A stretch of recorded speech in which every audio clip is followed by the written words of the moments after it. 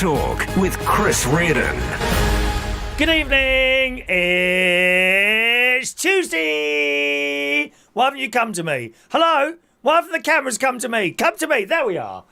Nothing happened then. I pushed the button and nothing happened. Not the first time that's happened. Yes, gang. Welcome to this converted public convenience here in the heart of Berkshire. It's this morning's, tonight's United Kingdom Talk with Chris Reardon. That's me. Welcome along to our little show tonight, gang. The only YouTube channel with more videos than viewers. I mean, it's just fantastic. It's fantastic. The thing is, I was thinking about this actually earlier today. As I finished the radio show and was walking around, out I went for my daily litter pick. Oh yes, a whole bag collected today. Surely the council will send me a badge at some point. Litter picker. I do get recognised around here now. Hello, mate. And you wave. And I'm kind of in the back of my mind, I think maybe they watched the show and then I realised, no, it's the litter picking.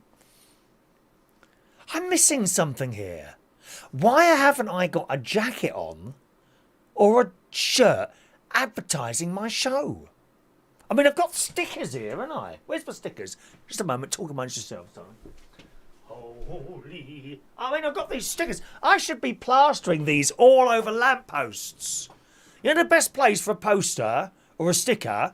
In toilets. That's where you want it, especially if you're in a pub, right? You want that sticker on the front at eye level of where the blokes stand and have a wee, as long as they're not looking at each other. I've been in some of those places. It's very strange, dear. You're frightened to go in there, dear. All the goings on and all that. And of course, in the ladies' toilets, you want them on the back of the door where they sit down, don't you? Best place for a sticker. Maybe I'm missing an opportunity here. As I go round litter picking, I should have like something like that emblazoned, perhaps. Now my sister does sewing. I wonder if she could embroider something like that on the back of a jacket. Am I missing an opportunity? I mean, it's all well being on the BBC and on the radio and on the telly. I got a little bit of exposure. We didn't really do much. Seemed to muck it up actually later on as it goes on. But you know, I think you know, a little embroidered flag on the back of my jacket or something like that. Shall I? Just a suggestion. Anyway, gang, very good evening to you. If you're in a chat box or you're trying to send comments to me on the Facebook, I'm afraid I don't see those, okay? To communicate with me on our little show tonight, and indeed all our loyal, we may be just a few, but very loyal viewers. Loyal viewers. I know that. Don't ever think that I don't appreciate the the very few, one and a half loyal, because one's very small, you see. Very loyal viewers that we have here, okay? And if you want to communicate with all of us, then please send a text. It's up there in the top left-hand corner of the screen, 07451 287 337, 07451 287 337, or you can send an email if you prefer to join in that way. My email address is chris@unitedkingdomtalk.co.uk. If you've not been here before, welcome along. It's just a little bit of light-hearted chat that we do 3 times a week for an hour or so. All right, my darling. So welcome along. First of all, I'd just like to go to the emails first today because Vera has sent in this very, very important email. And she says, she sent an email with the subject saying men's bras. Now, we often do joke on this show about men. You know, I could do with a men's bra at the moment. I'll be honest with you, you know. It's a very unpleasant experience. In fact, today, I'll talk about that a little bit later. Yeah, I can tell. Today, we went for a test drive, not me, my mate. Went for a test drive in a car. And it was a bit bumpy, to be honest. You could feel the road. I'm not keen on that. It's not a bloody race car. Do you know what I mean? Why do I want to feel every tiny little stone that we go over? And every time we went over one, I actually felt myself... Don't laugh, please. I won't... If you're just going to sit there and take the piss and laugh at me, I'm not going to do it. I should just go. I should just walk out. It'd be like Halloween all over again. I'd just throw everything out. I will walk out. I'm going to do a Piers Morgan on this... Piers Morgan walking out the show. He thinks he's the first one to do that. I was the first one to do that. Wasn't Piers Morgan. Why does he get all the write-up in the paper? That was me. Halloween. Woo! Ghosts and things everywhere. Woo! Woo! It's Halloween. Wasn't Piers Morgan. It was me. Disappeared for 2 weeks. No, nothing. Nothing in the Sun or the Daily Mirror or the Star. Mind you, even I haven't got big enough breasts to appear in the Daily Star, have I? How do they get away with that? Why is Women's Lib not writing to the... Oh, sexism, sexism. Oh, ladies in bikinis. Oh, we can't look, we can't look. Oh, please. You think I look? No. Certainly not. Anyway, can we get back to the email? Every time we went over these bumps in this car, I felt myself wobble. It's awful. But that may change after tomorrow. We have rejoined the swimming pool. Yes, Bracknell Leisure Centre. I've rejoined it. We have 3 sessions booked at the moment, tomorrow morning at 11:30 a.m. and then one Thursday and one Friday as well. And then obviously the next week I won't be swimming, but so we're off. We've started again. We've got to get back in that damn swimming pool, or a swimming pool of sorts. I've also looked up the one in near the caravan. There's one up there in Horncastle, which I'm a member of, but it's a bit it's difficult to find. You want to go swimming at a time, and that time isn't available. Do you know what I mean? It's not, you can't just walk in at the moment. Maybe that'll change on the 19th of July. I don't know. When people think they can run out and not have masks and things like that. Well, it's up to you what you do. It's up to you what you do. Anyway, can we get on to this email? We're digressing. You're putting me off this morning. You're putting me off tonight. Vera says, by the way, isn't it nice? Look, it's flamingos. Yes, the flamingos are back, boys. They never went away. My flamingos don't die. These are everlasting flamingos. Flamingos and clouds today at the same time. You know, I really am treating you tonight, aren't I? Flamingos and clouds at the same... Ow. Oh, what's he got on? Oh, they don't really go together, do they? Oh dear. Oh, it's a fashion par or all par, whatever. Full par, foul par. I don't know, some foreign words. Don't know what it means. Flamingos and clouds together today. Adam the plumber bought me this flamingo. He's not very well at the moment. He's had injection number 2. Ticket number 563. Please come to injection point 2. They can have a little, you know, like they have in the post office, don't they? You know, ticket number 6 to collection point. Oh no, it's Argos. Ticket number 6 to collection point C, please. What do they have in the post office? Next customer to counter number 2, please. They have all those sort of speaking person. It's about an actual little man in that box saying all those things. Anyway, can we get to this email, please? I digress. I don't know why. Men's bras.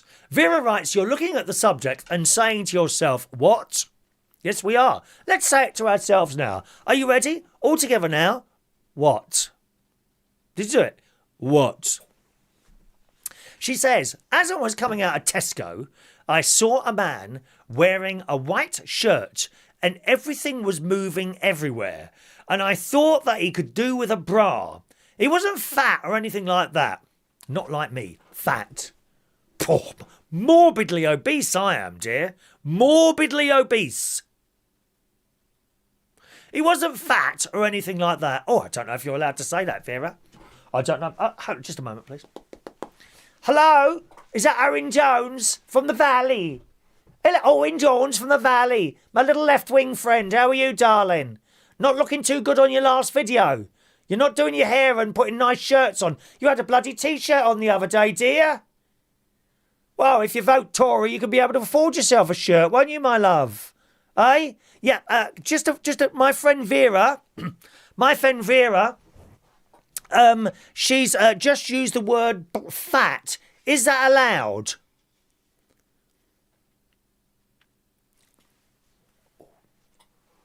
Right. Yeah. Okay, thank you, little Owen Jones. We love you, darling. Good luck with the show, and do your hair next time, filthy bastard. He says it's okay, so it must be okay, apparently, Vera. So that's okay. We've checked from Owen Jones for the Valley. Hello, my name's Owen Jones. I get so angry about everything. Oh, angry, angry, angry. He never smiles. I wonder what makes Owen Jones smile.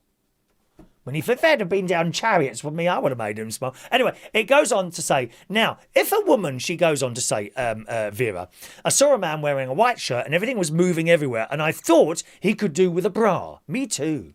He wasn't fat or anything like that. And that's okay to say that because Owen Jones, from the Valley, Owen Jones, he says that we can use that, okay?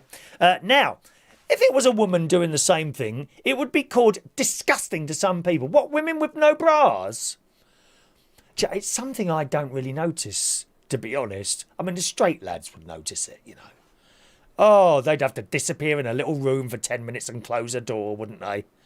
Oh, they can't control themselves, those straight boys. It said, so I looked up bras for men. She says, yes, I was bored. Well, that's because there was no show on, Vera. If I was on 24 hours a day, you would never be bored again in your life. She said there were a few kinky ones out there, but what they do what is called a compression bra for men, which holds everything in. Did you know this? What a good idea. Chris, would you wear one? Lots of love, Vera. So I pondered on this email. Is Vera just saying to me, Chris, you're a fat bastard? Is that what she's saying?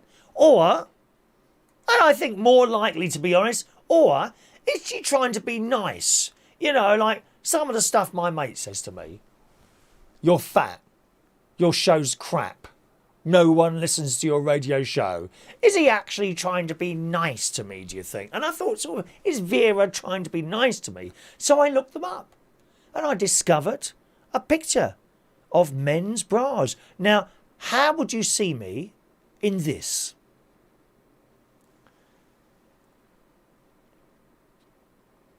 If I was to turn up at your house like that, in particular, someone, you know, do you ever believe in love at first sight? There's another question for you. We'll come on to that in a moment. Could you see me in something like that? It's, you know, what I should have done, I'm not technically with the Photoshop and all that business. I could have someone would be able to do this. Someone to be able to do this who's watching the show now. Could you superimpose my face onto that? Because I've got to be honest, that is a better body than mine. But the most important question here, I think, far more important than in the generally, do men wear bras? Can they wear bras? Would that suit me? And the most important person, if I put that on, would Mark Bowles leave his girlfriend for me? That's the question. Would it happen? I mean, is that the sort of thing that you can see me in? And I didn't check the price, actually. Don't know how much that is. I don't know why my little button box here is being a little bit unresponsive tonight. Every time I push a button, it takes a while. Oh, it's working now. There we go. Every time, let me just try another couple of buttons here. That one there. That one. Oh, look how long that takes. Look, right. Watch, I'll push it. Watch, I'll push it. Push it. That's a little bit unresponsive tonight on the little button box. I don't know why that is. But what do you think, gang? Would that suit me? Men's bra like that? Or perhaps you'd like to see me in something else. I have worn, as you well know, a nurse's outfit before. A few of you bought the calendar, didn't you? Bet that's sticky now. Gary Ross, a very good evening to Gary Ross tonight. Evening to you, Gary, who texted in a little smiling, laughing face 24 minutes ago at 19:49, before we've even started. He's desperate for the show to start. He's so bored over there in Northern Ireland. Him and Leslie, you know, they've been together a while now, so I suppose the spice has probably gone. Do you know what I mean? So he watches me. 10 minutes before the show. That is a loyal viewer. A loyal viewer. Very loyal. And there he is. There he is, Mark Bowles, texting in second. At 19:52. Again, 8 minutes before the show started. He couldn't wait to get his grubby little hands on me today, could you, Mark? And he writes, evening, have you missed me? Yes. Of course, of course. Are you wetter than an otter's pocket? I'm not sure what he means by that. Good evening to the delightful Mark Bowles. I hope you're well tonight, darling. Can you see me in a little outfit like that? Should I order one immediately? I think I should. Evening to Diane Jebb. Good evening, Diane. Hello, Diane. Good evening to Danny Davis. Evening, Danny. Joined by a royalty this evening. Who's sitting with you then, Danny? Who's joined you? Who's royal and they've joined you? Who is that? Please do let us know. Danny Davis in Essex. Evening to you. Hello to the lovely Sherry Parish. Good evening, Sherry. Who says, evening, Chris. So happy to see you again. I'm happy to have you here. As I say, a small audience, but very, very loyal. Same faces every time. Same faces involved in this little show. And a little crowd on the radio. Every morning you're there. Every time you're there, unless you're doing something very busy. You know. And thank you. Thank you for being there. Thank you, Sherry. Hello to Ali. Good evening, Ali. Nice to see you, Ali. Lovely to see you turn up on here. Good evening to Ali. Ali Tamplin. Hello to you. All well here, Ali. Still sitting here in a room on my own. With my stickers. With my stickers. Evening to John Paris. Good evening, John. John says, good evening, Chris. I can't believe we actually can't wait to see you. Well, there's a couple of stories in the paper, been in the papers recently, John, that I'm kind of connecting to you. They are going to come up in today's show, okay? All right? So have a listen out for those that happen at some point during the show today. A couple of stories, and I'm sure they're referring to you. They come up a little bit later, John. John says, you are our best replacement for Steve Allen. I may even tip you later to show you our appreciation. Well, can you afford another pound, dear? God, I mean, can you afford another pound? That's the question, dear. Oh, my God, I've just had a tip, actually. Just a minute. Leslie, what's going on, dear? A massive tip from Leslie Ross tonight. Thank you very much, Leslie. You're too kind to this aging, this sad old man sitting there. You are too kind. It makes me happy to know that later on I will be able to afford some bread. Thank you, Leslie. You're very kind. Very kind. Different sort of thing, but, you know, I actually tip very well if I'm doing something. We went out, me and my friend Paul went out for a meal. I haven't seen him for years. You remember I mentioned this the other night. We went out last night and for a change, he turned up. Not him. Sorry, let me rephrase that. For a change, the person I had booked the dinner or event with actually turned up, because I've got a very high percentage of arranging things, and then at the last minute you get that phone call. Last time was an afternoon tea 2 years ago, and since then I haven't bothered with people because they just don't bloody turn up. And you get every excuse under the sun. Happened to my mate actually as well the other day. He'd booked a boat thing, like dinner on a boat, something like that. Anyway, he paid for it out of his own pocket. This bloke never turned up. £100 it cost him each for this boat trip. But I had a lovely dinner last night with my friend Paul. We took a picture, actually, at the Mayflower pub in Rotherhithe, which is the most delightful place ever. I tell you, I used to work there. I used to do the quiz night there some years ago. I had to give it up in the end because they put a new sound system in. And the sound system just didn't like me. I'm convinced of that. But there was no problem with staff or the manager. The owner is a wonderful man. His name's Paul. And last night, I left here. No real traffic at all to worry about. It was a normal drive there, which was an hour and 3/4 from Bracknell to Rotherhithe. But when I say no traffic, of course there was traffic, but it's not as bad as going from through West London to North London. West London to South London isn't as bad as that. That being said, there's still traffic, and it's a bit of a crappy area, Elephant and Castle. They're trying to do it up and all that business. Anyway, so I got to the pub about 7:45, and as I drove past, there he was outside, the owner of the pub, Paul. So I went past him and I slammed my brakes on, reversed a little bit, And I said, "You all right, Paul?" And he looked in the car. He said, "Chris, how are you?" I said, "I'm just going to park somewhere." Well, that's got worse. I was going around and around. This is 7:45 at night. It's just double yellow lines everywhere around there. And it's unnecessary, right? Because there are double yellow lines in places where if you park there, you wouldn't be blocking anything. Do you know what I mean? It's ridiculous. Anyway, eventually I found a space and I walked back and Paul was there with one of the customers and his lovely wife. And he's got a big, it's like a giant poodle. I can't remember what sort of dog. Maybe it is a poodle. Something like that. Beautiful dog. But it's tall. This dog's really tall. And I had a little bit of a chat with him and he said, "Are you still doing the quiz nights?" I said, "No." I said, "All I do at the moment is one karaoke night." And he has got to be one of the... I've seen how he treats his staff and that. He's got to be one of the best managers or owners of a pub that I know. It turns out he actually owns 3 pubs. I think there's one in Leadenhall as well, one in Thames Ditton, and of course the Mayflower, which is in Rotherhithe in southeast London. I've got a few pictures of the Mayflower here. Now that is downstairs, okay? So I used to basically run around there with a microphone reading out questions.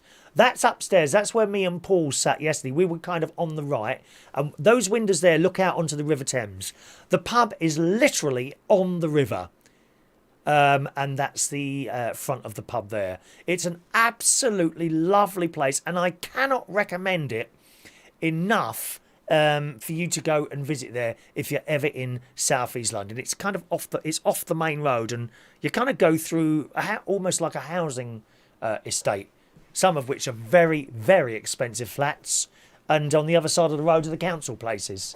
But it's nice. It's really it's such a good place to go, and it's actually the first time I've had a meal there upstairs as a paying customer. So I went up there with Paul. Now we did get that we had a lady service. I don't know what her name was. She was Irish. She was probably was she close to my age? No, I think she was probably around about 50. This lady who served us, Irish lady. She was wonderful. She was so nice, quietly spoken, had a little bit of a giggle with us. Nothing was too much for her. She was really, really nice, and she brought over the food. We both had exactly the same thing, actually. Potato and leek soup, which was it's bright green. It was. Oh, it was lovely. Potato and leek soup. Then I had vegan sausage and mash and onion gravy. Oh, this onion gravy. Oh, it was beautiful. Really nice. Had like a sweet tinge to it.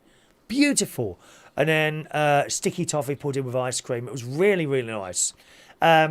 Price-wise, on the higher end, okay, not massively expensive, but certainly on the higher end of, nothing like McDonald's, do you know what I mean? Not like McDonald's. Higher than, I would imagine higher than a Harvester. Higher than a Harvester. I don't want to say the exact price because Paul might be watching today and... it's not the thing to do to tell people how much you've paid and all that. But you couldn't fault it at all. Here's the picture of me and Paul. Now, I've got to warn you, the picture of Paul here does not look like Paul. I don't know what happened to the picture, okay? It's got to be shadows on his face or something like that, okay? But here's a picture of me and Paul. The one in the middle, we spent ages trying to talk to him, but he wouldn't say a damn thing to either of us. How rude. You see, that's the windows you saw in the picture I just showed you, and out there you can see the Thames just behind us and all the buildings. I think that one in the middle is the cheese cutter building, if I remember rightly. But that's Paul on the left there. He's now 40 years old. He's either 39 or 40. But I've got to tell you, that doesn't look like him. Don't know what happened with that photo. Weird. And we sat there and we had a good old chin wag because it's years since I saw him. He was like a boy when he was coming into the Black Cap. We had a blooming good evening. Really good company that was. And at the end of that, she come over with a bill and I give her a good tip. Always give people a good tip. Always, if they've done a good service. If you give me crap service, you get nothing from me. Nothing. And believe me, I've given nothing before. Do I need to mention it? The Chain Bridge restaurant in Boston, horrendous service. Not there, she was over. Everything all right, boys? Yeah, thank you very much. We did have a giggle with her. What a lovely, lovely lady. So highly recommended there, all right? The Mayflower in Rotherhithe. Let's read some more of your messages there. Good evening to Maureen. Evening, Maureen.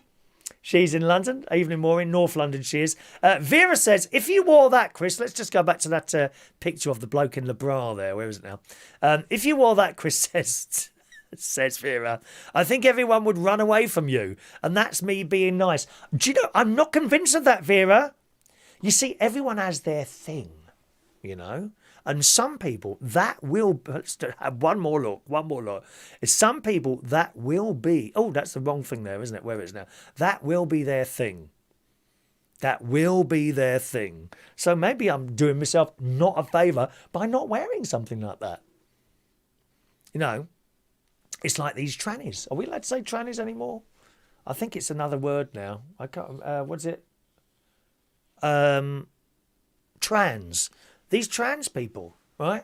They go to these nightclubs. They pick up perfectly decent blokes and what have you. Beautiful blokes, right? And then they go back, right? Well, in the morning, don't think you can dress up like a man. They want you like that all the time. Dressed up with the makeup and the high heels and the suspenders and all that. Huh? You know, don't think you can just dress up for the one night and you found your new husband. Well, you have, if you're willing to dress up like that all the time. I don't think heels would hold my weight, to be honest, Vera.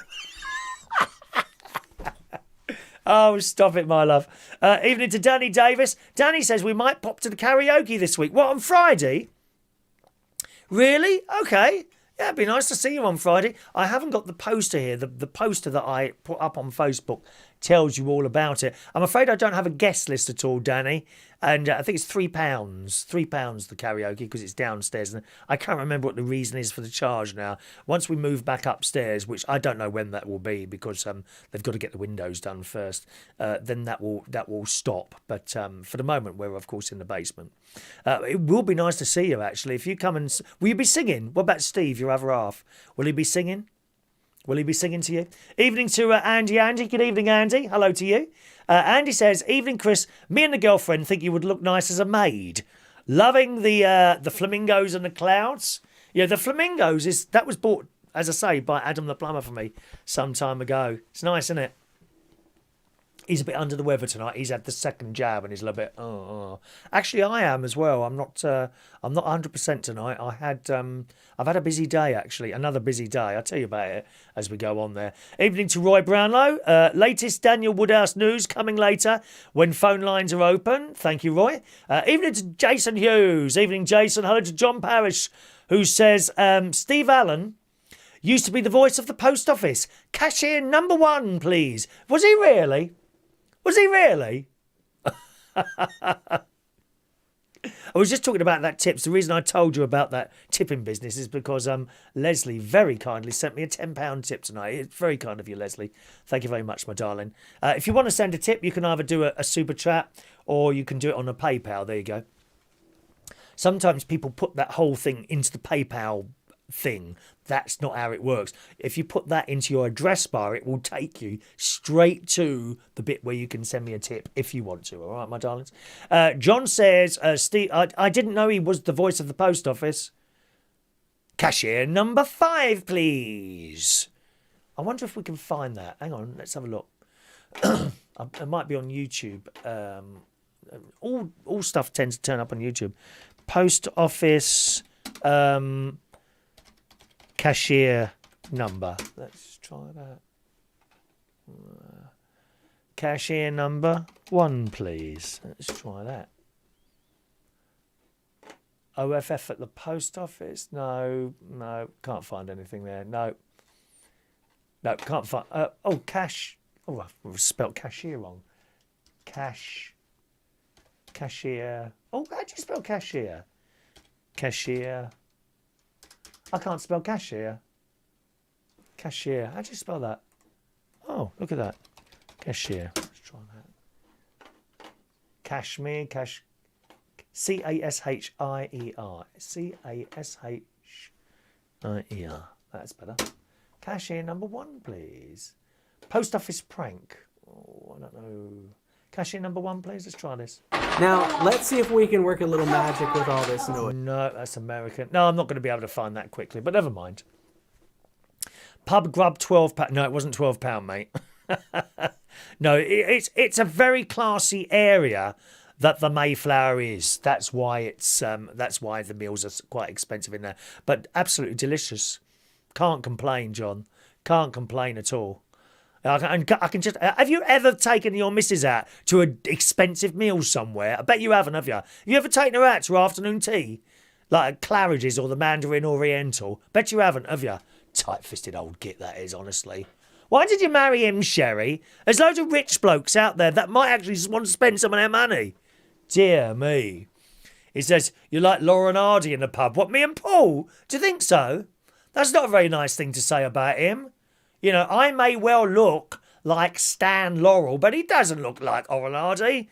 That's wrong, that is, mate. That's wrong. How rude you are. Thank you, John.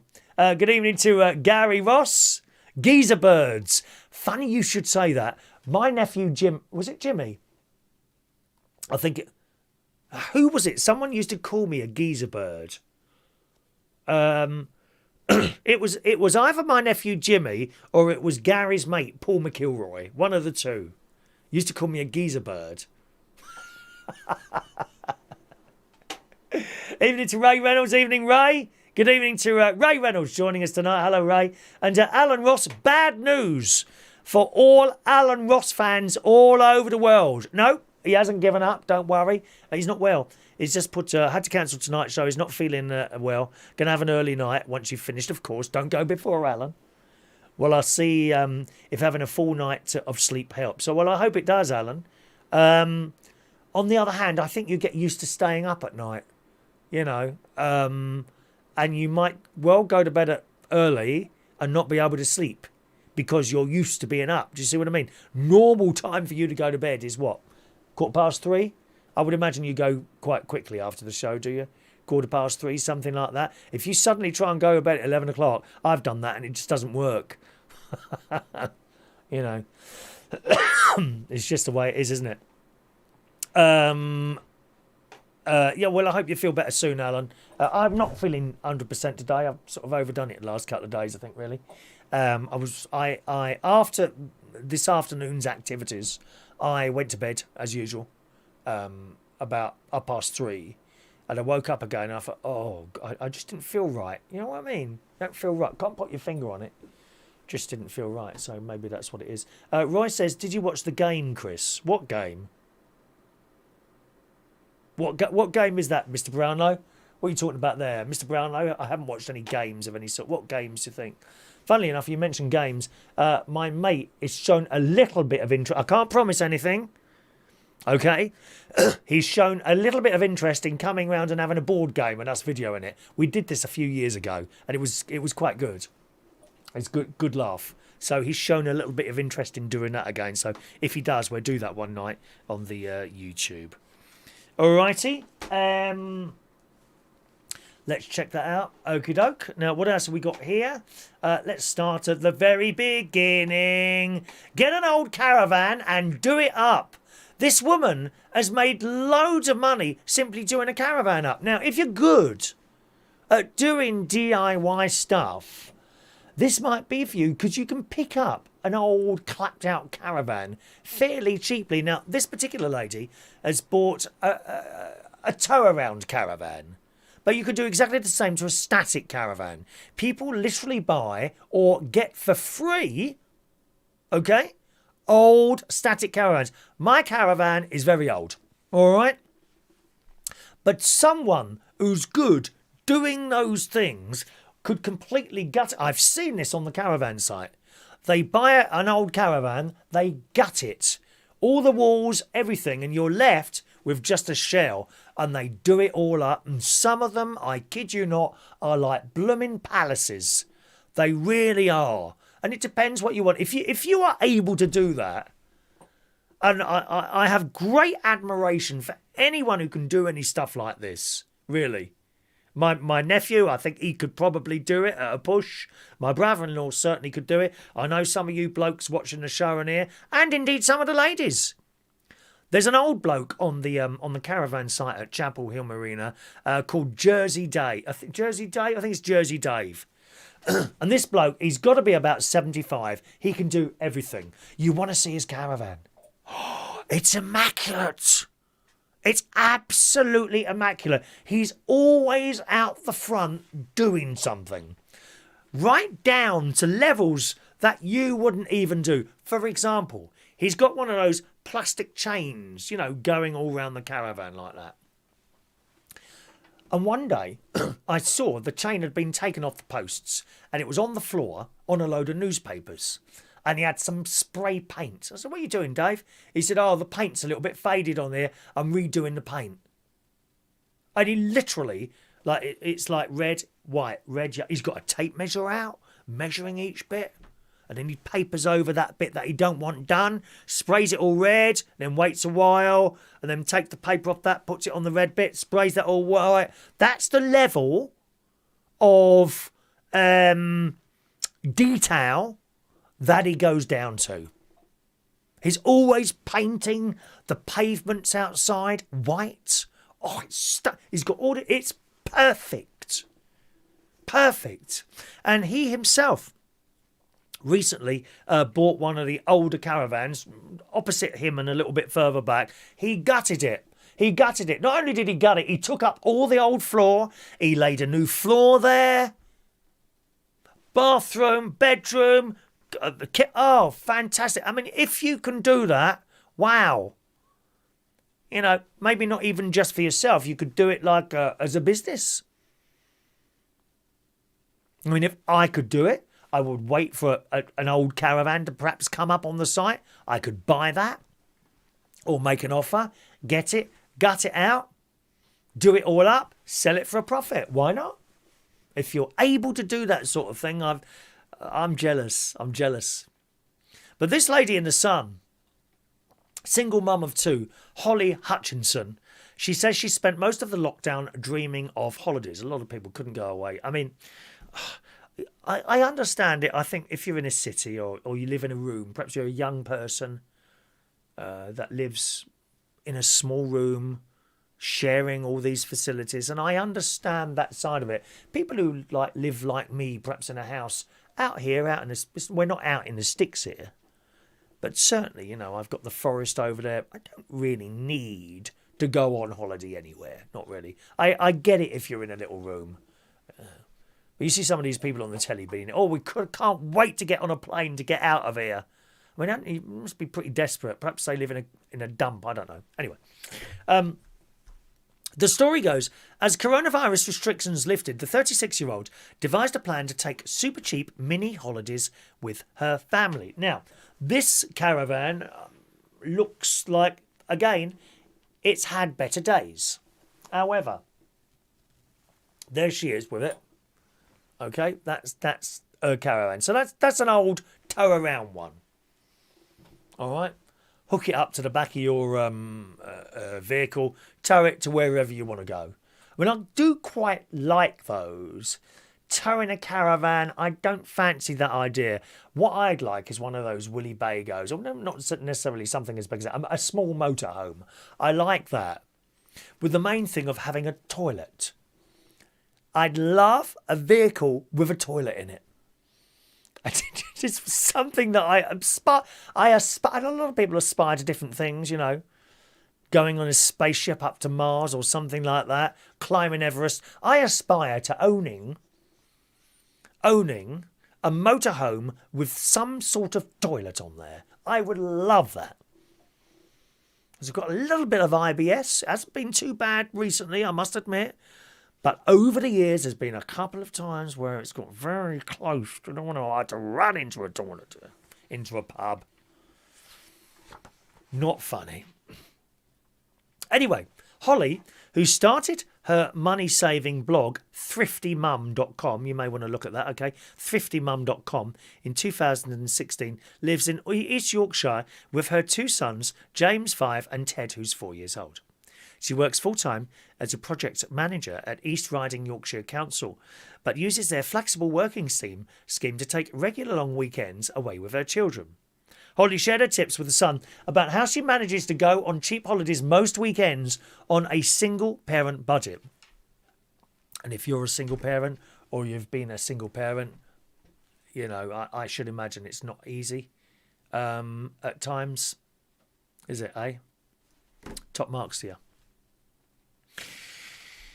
In February 2021, Holly bought a second-hand caravan for £1,000. Didn't that say £500 at the top? Hang on a minute. Oh, yeah, I beg your pardon. No. Let me get this right now. Holly shared her tips with The Sun. In February 2021, so this year, Holly bought a second-hand caravan for £1,000. So that's the caravan you just saw there, right?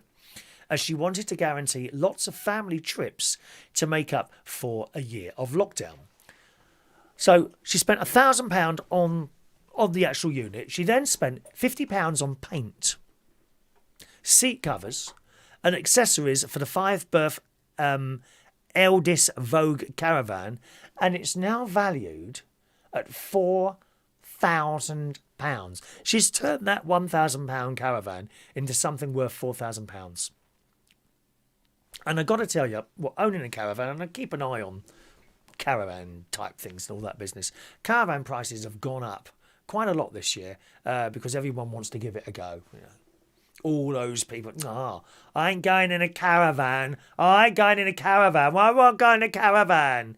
It'll all be cold and damp. Must be horrible. Oh, all the noise and all that. I'm not going in a caravan. I can't wait to go on my budget holiday to Ibiza.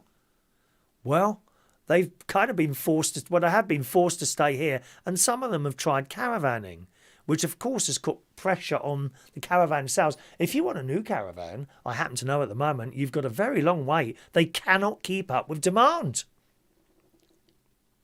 People buying them left, right and centre. All the prices, even the second-hand ones, have gone sky high. Even on that little site that I'm on. There's no caravans for like £8,000 like what I paid for mine 3 years ago. Anyway, it goes on to say, I thought the caravan was a bargain when I spotted it. And it really didn't need much doing, but I wanted to put up my own stamp on it, so I felt more homely. Finding out that value has risen so much has been amazing. Well, probably due to the pandemic and everyone wanting a caravan. Or lots of people anyway.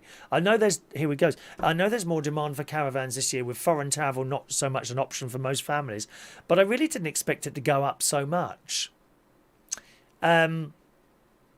She says, by purchasing the caravan, Holly doesn't have to pay out much for accommodation. The average cost for a night in a caravan varies, but it's around £20, and you can get discounts through membership schemes such as the Camping and Caravanning Club. So basically, you know, when there are campsites and you go to the caravan and you pay whatever it is for that pitch for the night, she's saying it's £20. I don't know myself. It's probably various different prices depending on the camping site that you go on there with your mobile caravan, okay, your tow around caravan. My friend Ray Reynolds, who's with us tonight, he says, you know, on the subject of my particular caravan, it's a bit of a misnomer really calling that a caravan. You know, my caravan is a static. It stays in the same place. I couldn't tow that around on my car. There's only 2 wheels in the middle, right? You wouldn't be able to tow it around in a car. A lorry comes and does it. I think the lorry actually picks it up and puts it on the lorry and takes it somewhere else. Whereas, of course, the tow-around caravans, you just hook them up to the back of your car. So my caravan is more of a little mobile bungalow, I suppose you'd call it. She says the first couple of trips they went on were just 5 minutes up the road. Holly, you don't always have to go a long way, you see. Certainly my nephew and his family, our most recent few holidays have been to Mablethorpe. Well, it's only like an hour's drive from where they live in Woodhall Spa. Probably not an hour, actually. More like 45, 50 minutes. But you're in a different place, aren't you? So it is a holiday. Don't have to go on a plane for 24 hours to Bloomin' Australia. Oh, it's nice. I've been several times. You don't have to do that. You can get in a car, go down. I mean, I could probably get in a car here. I tell you what I could do if I really wanted to. You're not allowed to do this. I don't think you can camp over there. But if I really wanted to, I could put a rucksack on, walk out my front door, walk for an hour into that forest that I go walking in. Not even an hour. I could walk half an hour, 20 minutes. I could walk 20 minutes from my front door into that forest with a tent and a rucksack on, perhaps a little cooking thing in there, and find a really quiet part of the forest where you don't think anyone would come, but they probably do, and set up a tent, and I'll be on a holiday. See? Don't have to do it. She added, I wanted to build up my confidence of towing a van and didn't want to be too far from the house in case anything went wrong. Remember, this is a lady driving this, top marks of this lady. The boys didn't care that we hadn't roamed so far. They still felt, like I'm saying, like we'd had a proper holiday, even though we were just down the road. To me, it was about creating a sense of adventure for my boys and taking them more frequently to places to explore. You see, the beauty of having a caravan, you can go anywhere in this country. Or indeed, you can go on a ferry. You can take on a ferry, can't you, caravans? Go to the Isle of Wight, France, Europe. I don't know. I mean, choices are endless, aren't they? She says, we love a free day out to the seaside or local woodland walk, but we had enough of those during lockdown. Now is a time to explore the rest of the country. She says, you can find free overnight parking to lengthen your stay. UK hotel rooms and bed and breakfast are high in demand this summer, with already many thrown out. Holly says, avoiding paying for accommodation is a great way to keep costs down on your trips. So you've got no hotel room to pay for. You have your own little home on wheels. And then she says how she did it out. She put little lights around there. I mean, it looks absolutely lovely what she's done with that, doesn't it, eh? I don't know if he's got a toilet on there. Has he got a toilet? Let's have a quick look. She's got a cool box, what she plugs in from Audi. Incidentally, I saw that in Audi the other night. They're doing plug-in cool boxes at the moment. Presumably, they would stay cooler than just a normal cool box that you don't plug in, I suppose. I don't know how they work there. Does she say anything about toilets? No, she doesn't. There's actually no pictures of the inside of her caravan, oddly enough. But, yes, there is. It's very basic, It's just got a picture of the seats here. No real pictures of the bedroom and toilet or anything like that, but they've got a picture of the seats. Now, I would imagine you couldn't sit there for very long comfortably. You'd just be there for a little while. But you can see just there, I think. You can see the cooker. You can just about see the cooker there. So you see the cooker. I've got to tell you, I thought it was me, but after further investigation, it seems a lot of people, cookers in caravans, the ovens, are really not that good. Okay, most people seem to buy an electric air fryer or air oven, something like that, and they use those. The gas cookers, the cookers are fine. It's the ovens. They just don't seem to be able to get up to the temperature. I remember doing chips. I hadn't had the caravan long, and I was trying to do these chips, and I put them in the oven, put it on maximum. An hour later, I'm still waiting for these damn things to go brown. I think I just had soft chips in the end and put up with it like that. But there we are. So there you go. I mean, if you can do something like that, you buy an old caravan, do it up yourself, be wonderful, wouldn't it? Either use it yourself or sell it on and then do the next one. Fantastic. Just a reminder, gang, if you're in the message box and you're trying to send me a message, or you're using the comments section on Facebook, I don't see those comments, okay? Please send a text to the top left-hand corner there, 07451 287 337, just a normal text rate number, it's not premium rate. Or you can send an email, chris@unitedkingdomtalk.co.uk, and I shall pick those up. A very good evening to, LaBelle. Good evening, LaBelle. LaBelle in New York, New York, it's where I want to be. Evening to LaBelle. Hello, my emerald-eyed summer prince of magic. And she says she sent me all these beautiful love hearts. Little pink ones, orange ones, yellow ones, green ones, blue ones, purple ones. Beautiful. Good evening, you lovely lady. LaBelle is in the house. Good evening, LaBelle. Have you had your injections yet, my darling? Have you had your injections? Some of your messages then. John Parrish is from South London. The pub is the oldest pub on the River Thames. I know it well. It's a lovely pub, John. So you've been in there, have you? I love it. I love it in there. Roy says, could you imagine buying a caravan after Chris's DIY? Better off in a tent. I think you're absolutely right. I think you're absolutely right. Don't ever buy anything that I've DIY'd on. God help the person who has this caravan after I leave it. Good evening to Rachel Wheatland. Good evening, Rachel. Welcome to the show. Hello to Peter Lake in Woodhall Spa. Good evening to you, Peter. Vera says, I've had some wonderful times staying in our mate's caravan in Felixstowe. My nan used to go there. She liked it there. There were 6 of us. Never a dull moment with this lot. I expect there weren't. She said it was on a caravan site. We always got lost at night trying to find our caravan. Oh, yes, you find that on the Haven ones because they all look the same. They give you a little map, right, when you go on the Haven holiday sites. But honestly, there's so many caravans, you struggle to find it. Then again, I'm not very good at reading maps. As you know, I once, when I was 23, I think I was, 21, 23, something like that, I once managed to lose an entire pack of Cub Scouts on Box Hill. And we didn't get back till 11:30 at night. The parents were going mad. I can't do it. I can't. There's just things in life. I'm not very good at anything, really. Seriously, I'm not. Danny Davis says, I used to live in a caravan. The ovens are rubbish. They certainly are. I don't know why that is. Funny, isn't it? I mean, you're actually better off to replace the blooming caravan, replace the oven with like a tabletop hob type thing. And then just a lot of people, they buy these air ovens, which are extremely good apparently. And they don't use too much electricity.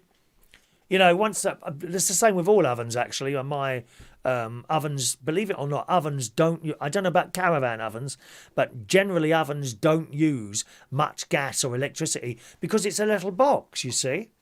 And once you've closed that door, as soon as it gets up to the temperature, it don't take any more power. Ovens really don't use much electricity at all. The worst things are tumble dryers. Oh dear.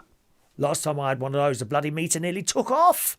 I thought, it was a helicopter. No, it was my electric meter. God blimey. Danny might be coming to the karaoke. I might be bursting out a song. Oh, what are you going to sing? Sing a song.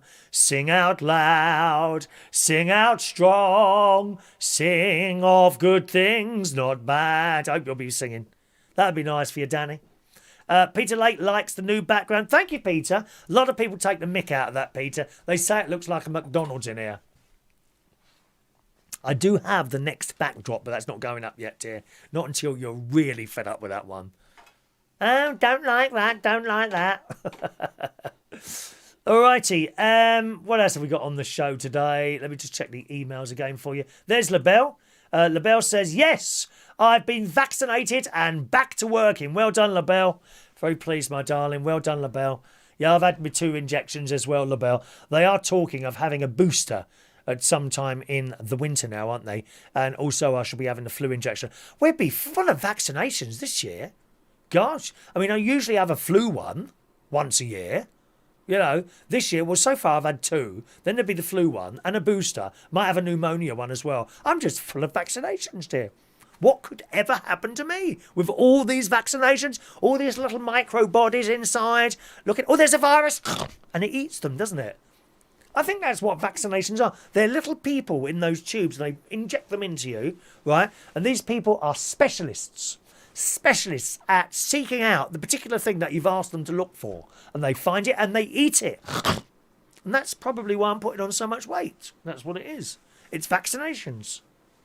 The vaccinations in my body, around my waist at the moment, are little fat people, okay? Little fat people that have been eating viruses. And that's why they're so fat, LaBelle. That's what I've got. That's what I've got here, my darling.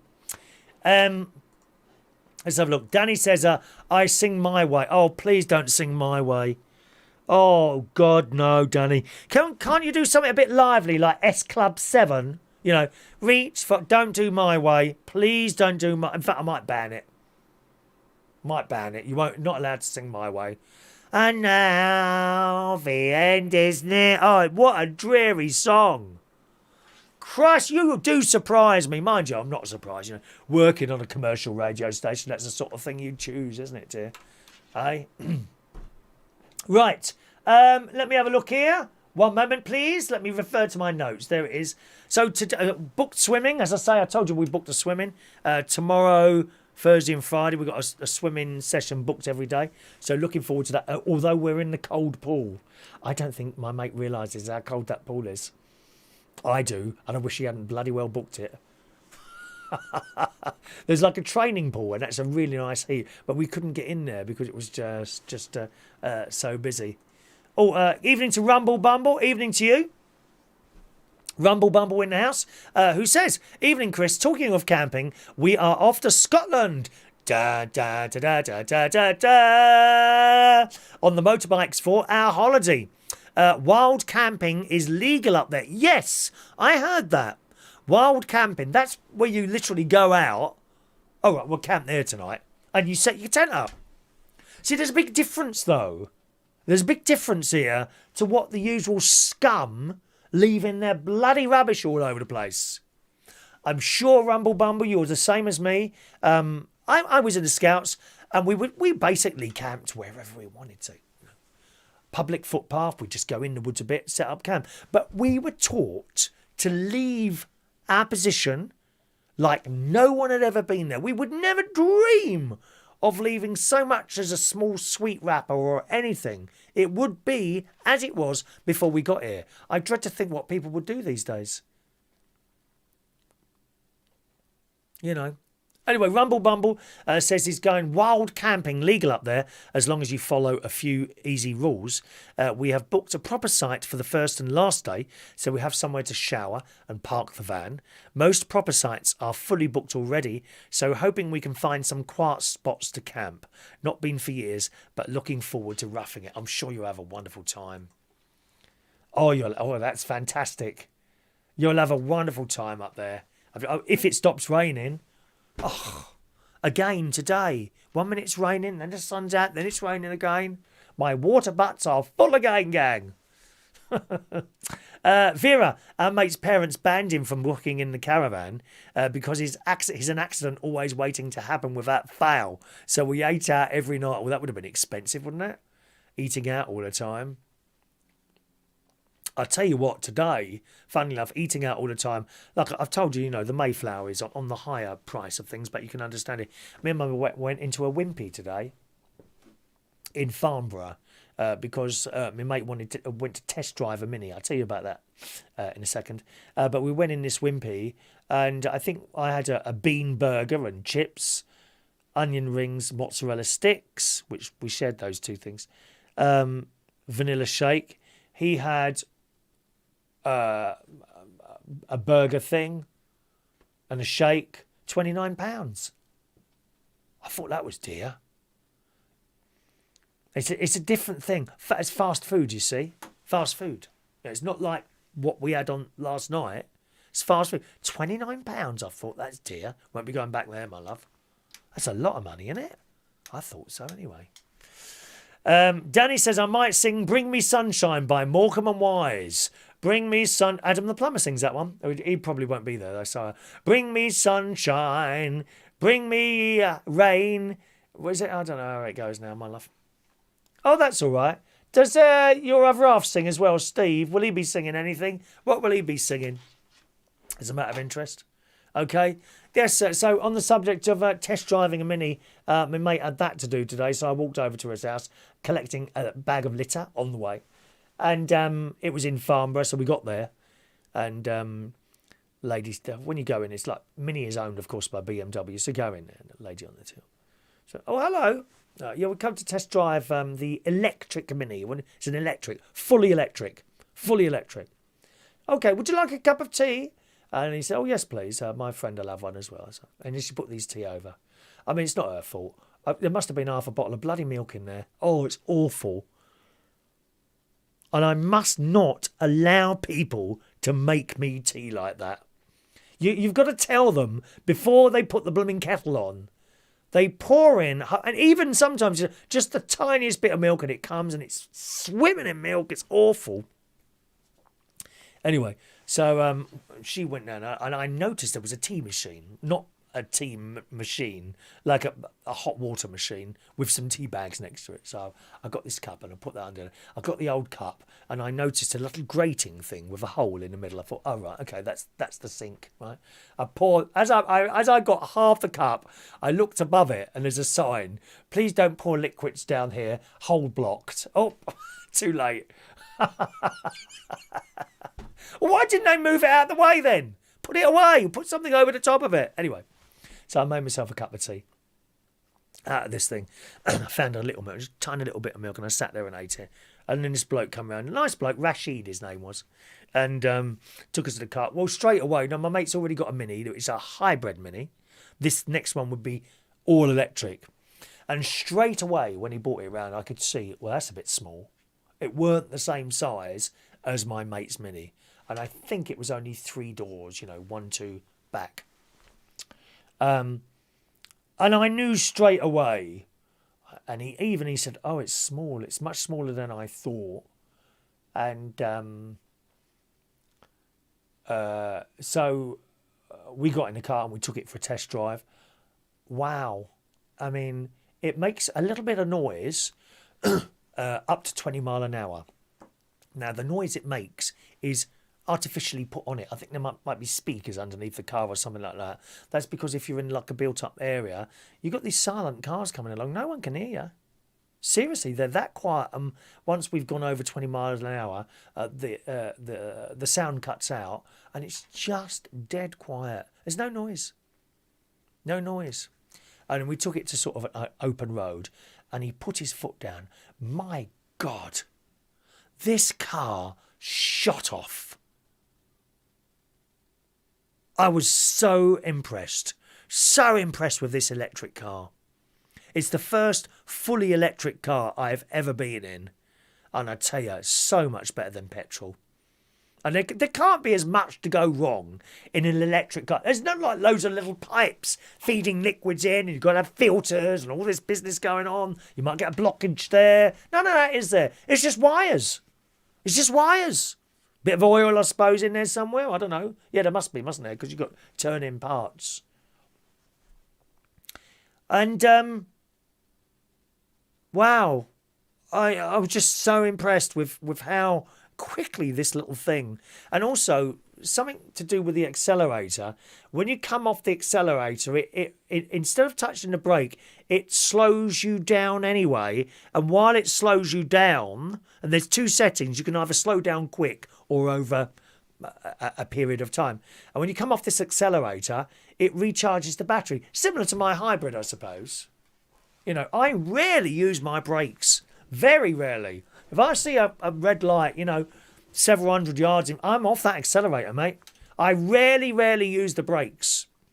Well, the Mini is much more than that. It kind of goes a little bit like that, And it slows down on its own. And it's really, really good. Really good. Really good. But we got back. And again, he had the boot open. And I was like, this is not big enough for you. It's not. It really isn't big enough. So we kind of just left it like that, really. And walked away. But what an amazing experience that was in an electric car, I have to say. As you know, I can't really... I don't think I can have an electric car here because I don't have a point to plug it into. My garage is not near my house. And if I want a point in the garage, they were quoting me silly money. £4,500 to have an electric point put in the garage, please. Do us a favour. It makes me laugh. These people, I mean, certainly in London, if you live in a flat, how on earth can you have an electric car? Where are you going to plug that in? We can have it coming out like, you're on the 13th floor all the way down and plugged into your car. It's madness, isn't it, eh? So that was our day out with the electric Mini there. Disappointing that it was so small. I mean, it really was quite small. Of course, I suppose... compared with the old Minis of the 60s, it's probably about the same size, but he's got like a larger Mini. I can't remember if he's got 5 doors or not, really. Have you ever experienced an electric car or anything like that? Danny says Steve won't be singing as he will have to sing to get everyone out. Is that right? Evening to Paul in Cornwall, chilling out with a wife, Joe. Hello, Joe. Just done a love show. Love is a many splendid thing. We'll open the phone line now if you want to call in about this or anything else, gang. Phone line's open now if you want to call in. If you're going to call in, you must send your phone number. We don't take any anonymous or withheld numbers, okay? You need to be sending your phone number. And it's 020, local London number, 020 8144 3477. We've got new font there. The phone number's in a new position, so it doesn't obscure the subscribe button. We've got a little subscribe button. 020 8144 3477 is my local London number, okay? Vera says, with these cars, if they break down, can you push them? That's a very good question. I don't know, Vera. Vera. Let's take a phone call. Good evening to you. Hello? No one there? Okay. Let's try this one. And good evening to Roy Brownlow. Good evening, Roy. Hello, Christopher. Are you ready for the new feature? Oh, what's the new feature? Are you going to die live on air or something? No. Pin back your ears. Yeah. DW News. Oh, yes. DW News, sponsored by Boring Bingo. So the latest news this week on DW. 2.5 hours of Barry from Watford on the Steve Wright audio only. Visuals and pictures of Steve Wright and the occasional picture of Daniel. 2.5 hours of some crap film on Daniel TV channel, stream live on Facebook. Then later in the day, Daniel scissor hand cutting his vast collection of bingo tickets in the Woodhouse factory, La Bingo Ticketa, while doing stand-up, sit-down comedy with all the gags that you never wanted to hear. And it was later followed by a much-wanted video live of Daniel asleep, dreaming of Chris Reardon. Many moans and groans were uttered, and his glasses were steamed. Finally, latest news, Wandering Woodhouse to be announced, the official rail tour guide with his mega tour of the Romford area on empty train compartments. More latest news, Daniel still hasn't bought a paper guillotine or had the back of his neck shaved. More Daniel news next week if I don't drop sleep watching his Facebook Live. DW News, sponsored by Boring Bingo. It's the DW News. We quite like that, actually. I'm sure Daniel will have one or two things to say if he calls in later on tonight. Oh, yeah. We've already discussed this in the chat room that he knows his place in life. Yes. He knows he can't phone in before me. Right. He has to be behind me, which I'm a bit uneasy about, but he has to be behind me. I'll be very careful if Daniel was behind you, my darling. Yeah. Oh, you never know what he's keeping in that little waist thing that he wears. That bingo, it's a worry. It's a worry. I'm not usually around when he's doing his videos. Once I've finished, I kind of turn everything off, and go and watch a little bit of telly or have something to eat. On behalf of the MI5, I've already told him, on behalf of the MI5, we are monitoring him closely because we do believe that he may be a bingo warlord. Oh. And what does that entail? There's been talk of that he may be smuggling polos out in his boxes of bingo books. What, not compliments like I have from Audi, the cheap version. These are like polos. You know the holes in polos? Well, I've got the one without the hole. Oh, you get more then. Oh, it's empty now. I've got none left. You're getting more, aren't you? Because without the holes, you're getting more for your money. Yeah, you do. That's why you bought them, obviously. I always throw the holes. When I buy polos, I always throw the holes away. I never want them. No. Do you put your tongue through them, do you? No, that was it. Did you like that joke? That was a bit of a Daniel Woodhouse comedy classic. That yes, I'm kind of a little bit bemused by it, to be honest. Yeah, so... Have you got some work on? You got any magic work on at the moment? I've got a show tomorrow night, the normal Wednesday night thing that we put on where they make a contribution to come in. I do it on behalf of the Magic Circle Club that I'm in. Oh, right. I think I'm doing a performance on that tomorrow night. I had a live gig last weekend. It was mainly students, actually. It was quite good. It was mainly students. And to be truthful, no one seemed bothered about COVID at the gig. People were handling cars. They were getting quite close. Difficult one, really, isn't it? I think I really would like to keep the social distancing thing. You know, I would like, a couple of feet between me and other people and all that. I don't like all this bloody grabbing going on. All the time. I've heard other people say that about you as well, Chris. Pardon? How rude! Rude! How rude. Rude. Anyway, Chris, it's been a pleasure for you to talk to me. Yes, it really has. I look forward to this. Every couple of weeks you give us a very good phone call, Roy. Can you just finish off with your news jingle, please, again? Okay. DW News. DW News. Sponsored by BoringBingo.com. Thank you, Roy. Good luck to you, sir. Bye. Wonderful. Roy Brownlow calling in for Derby there. 0208 144 3477 if you want to call in tonight. Vera says, get your mints ready for Daniel's call. We're standing by for that. Standing by. Adam the Plumber says, Chris, the new Echo Dot you have behind you, is it grey or blue? At some time in... Is it grey or blue? It's a grey-blue, to be honest.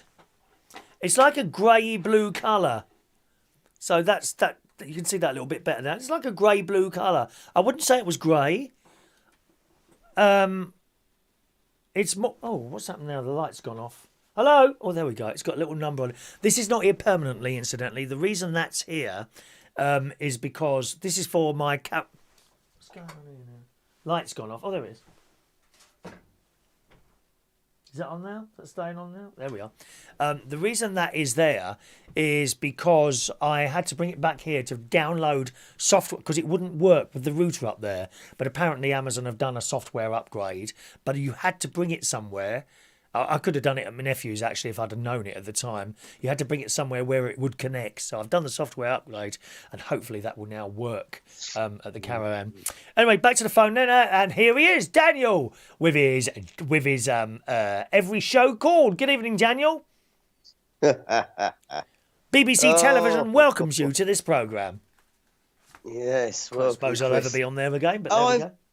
I've, during the Roy Brownlow call, I've been having a think. Yes? Oh, did that hurt? Yes. You better have a lay down if you've done that, dear. Yes. And I've actually made some very interesting points. Oh, yes. What he has... I've actually realised what's really going on, what it is, right, you see. What Roy Brownlow is doing, he don't realise he's doing it, but what he's doing, he's secretly thinking in the subconscious part of the brain, he's thinking, why is Daniel Woodhouse?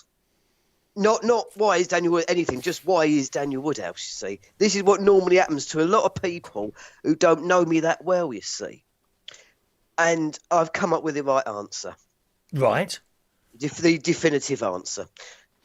What it is, it's because of all the events that have happened in my life, most of which have been pretty shit. I mean, you imagine right from the start being born too small and having to have growth hormone injections for 10 years. You seem to have made up for that over the years.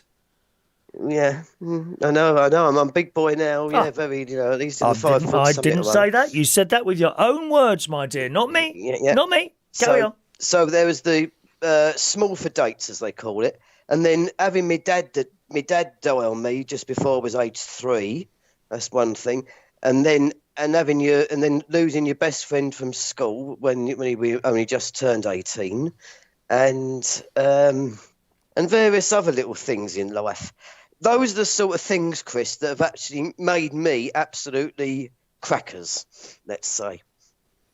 Right. It's especially things that happen to you in life. I mean, I actually find it, because do you remember a few months ago we was talking about school, and I said to the one about, there's another thing that happened, was that school teacher at the primary school who shouted at me in the class, your friends and relations might like you, but I certainly don't. Right. That was another thing, you see. And actually, funny enough, for Saturday night, we was actually there was me and Penny Howland, we was all at the Stratford Bingo, and there was one of her work colleagues turned up with her daughter, who happens to be the same age as me, and turned out she's actually a school teacher herself. Oh, right. And yes. I thought, so of course I told her what happened back in 1988 or 89, what she said, and she said, really, how rude. And she said, if I'd have said that to any of my class, I'd be sacked there and on the spot. I think it was a bit different then. We talked about this whole school thing. I think schools now are very different to what they used to be all that time ago. She said that, I mean, you'd never get away now with the maths teacher sort of throwing a board rubber at you. Well, they don't have blackboards anyway, I don't think anymore. And they have these, what they called interactive boards, I believe they're called. Or even just a whiteboard cloth. There's no way a teacher would be able to throw a board rubber at you now. Don't matter how good. And there must have been good shots because they never hit anyone. No one ever got hit by these board rubbers. And the same with some of the things they say as well, you know. I mean, I always remember being at class once and this boy, stand up, boy. Let's say, stand up. What is this that you've handed in? This is not good. And this boy said, well, it's the best I can do, sir. This is not your best. I know you. This is not your best. You probably wouldn't even be allowed to say that now.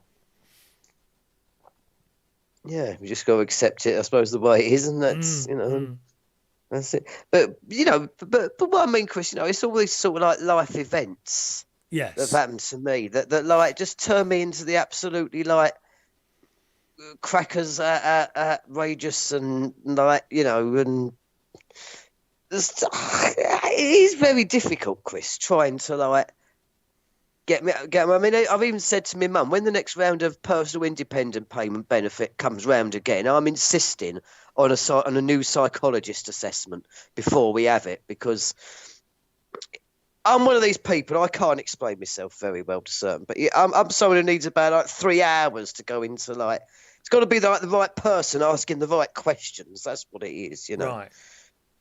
And give me the chance to explain. I can never like, why is it I do the things I do? I mean, even I'm confused. But I'm grateful, though, to you, Chris, for giving me this chance to actually like get all this off my chest, I walk around the house talking to myself. Oh, you do? Well, I walk around the house singing my own bleeding radio jingles. I was doing it today in my mate's car. He was going crazy. Why do you keep singing that? Chris Reardon in... Because I like it. Is it normal? Is it or not? I don't know. Well, the main thing, I think the main rule in life is if it's not harming anyone else, then it's all right. But I'm glad you said about singing to yourself, because it happened to me only the other day that I actually ended up going 12 days of Christmas. We had 5 golden. Well, you're a bit early, love. Bit early. Well, yeah, but it was actually for all a good reason. Because what it did was... Well, that is definitely a sign of madness, because it's not Christmas, my darling. Don't mind you singing to yourself. But you have to choose a suitable song for the time of year. I would recommend Summertime by Ella Fitzgerald. Sing it now, please. Here is your note. Why haven't you started singing?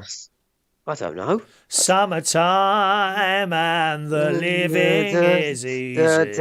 Oh, yeah, because I used that music for Delia Smith when she did the summer collection. Did you? Oh, I don't know. I don't watch cookery programs. Yeah, that was cookery the programs?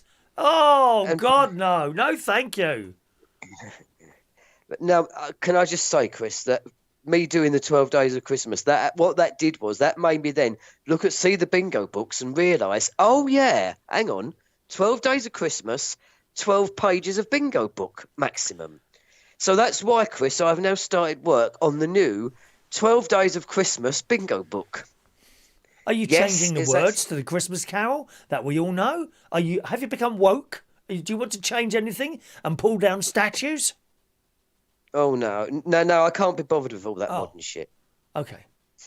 I don't go in for all this new age. No, neither do any of us watching this show tonight, mate. Sick of it. No. Sick of it. No, but all I've done is I've just applied, instead of 2-page book, it's now 2 calling birds. And I've got a 10-page book, 10-page book, 10 dollars. So it's that, and I've got 12 days of Christmas on it, and a bit of holly round the border, and all that sort of thing. So come this Christmas, we'll have loads of them, and that'll be the big sell away this. Well, don't bring your holly out. Yeah, it's very unlucky to put Christmas decorations up before Christmas. I know it's early, Chris, but if you don't start now, then you never get it done. You see, there's always got to, if you're starting now, then it's like preventing someone else from. I know what you mean. You know what you mean. My little Christmas idents and like the thing right at the end of the show with the Union flag and the date comes up. Do you know when they're done? September. I start done in working on September. all those in September. So I know what you mean. You have to be prepared. The BBC have got all their Christmas specials recorded by August, including Songs of Praise. It's all done months in advance in case anything goes wrong. Yeah. So you do the Christmas ident in September. Yeah, Is so that just after you put the sprouts on? I start looking around in September for a suitable one, and then I'll send it and I'll buy that and get them to make it for me. And the thing with the date is usually it's me that puts the date on. I'll choose something suitable, get them to make the thing with the flag, which is now a globe. You may have noticed that. We're sort of moving away from the flag and putting the flag in the middle of the globe now.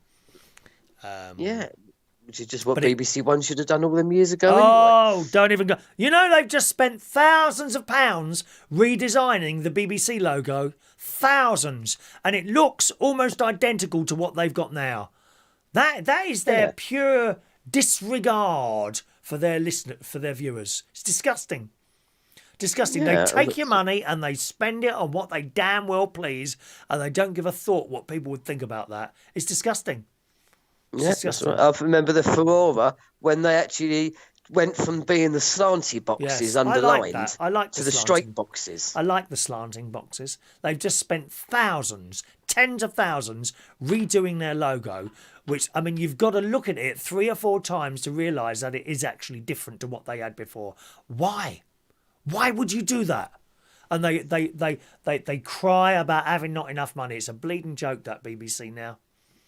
Yeah, I think half the trouble with television is that it tries to make itself cool. Yes. But it never is. No. It's no, not really. They did it on Countdown all those years ago, and that bloody music that's still the same. In the old days, it used to be tick tick tick tick da da da da da da da. And now it comes on. Nowadays it's whir whir whir whir whir da da da da da da. It has to whir whir whir at the start now. It can't just tick tick tick. I haven't actually noticed the whirring going on. The only whirring I've noticed recently was a few years ago, as mentioned at the beginning of the show today, when I had the tumble dryer and it was the electricity meter. Frightened the life out of me. I thought there were like pigeons or something on the roof again.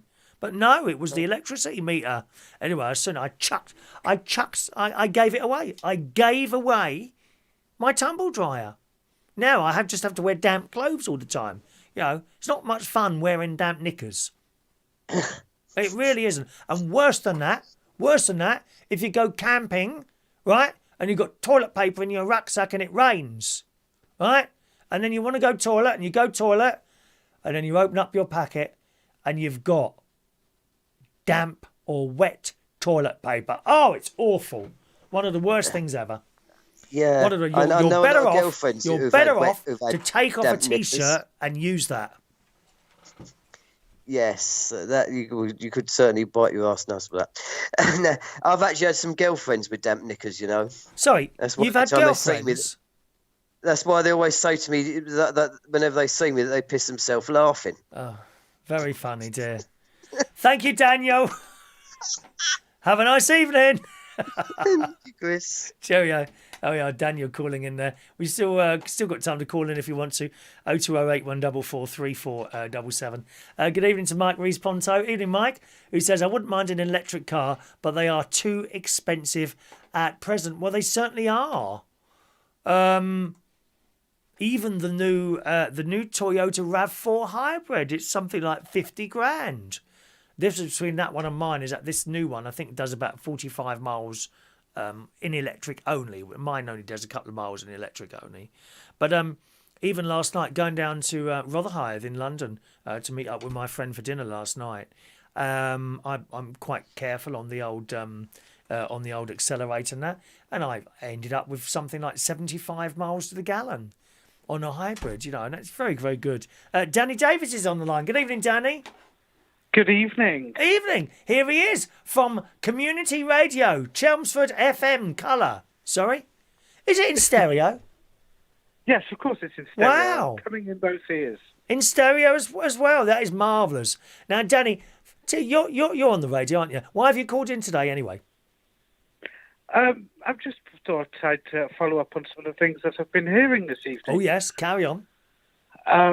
Yes, about the caravans. I can obviously, I was living in some caravans for so many years. I can, caravan ovens are probably the worst thing ever. They're worse than tumble dryers. Oh, really? do they? I would assume, because they don't seem to get to the temperature, they would be drawing on the gas constantly while they were on. So they're probably quite expensive to run as well, I would imagine. They are quite, because obviously I didn't pay for any of my electric or gas, so so it was, I didn't worry about that. But especially when I used to work the 10.5-month seasons, when I used to work through till January, and you were in a really cold caravan in, November and December. Yeah. The gas fire was on all the time. You had all these heaters on to try and keep you warm. Oh, I mean, most caravans have got an installed gas fire. Mine has as well. And in the summer, you can. I don't really use it now, but in the winter, you'd put this. Well, I mean, is it working? You can see the flames in front of you. They don't chuck out any heat. No, because the gas is pressurised, obviously, because it has to be pressurised, because it's not like having it into a house. These fires, these gas fires in caravan, they just don't seem to put out any heat. They might warm it up if it's already warm, but in the winter, you're wasting your time. I bought one of those wheel around gas fires. You know those ones? Calagas, yeah. Yes, not expensive actually to buy, less than £100 to buy. You put a bottle on the back, turn it on. You've got to be very careful with them. You've got to have a couple of carbon monoxide detectors on your ceiling. Just look at the flame. So if it's yellow, that's bad news. Turn it off. It's got to be running blue. But I tell you what, I turned that on, and the heat that they would chuck out was unbelievable.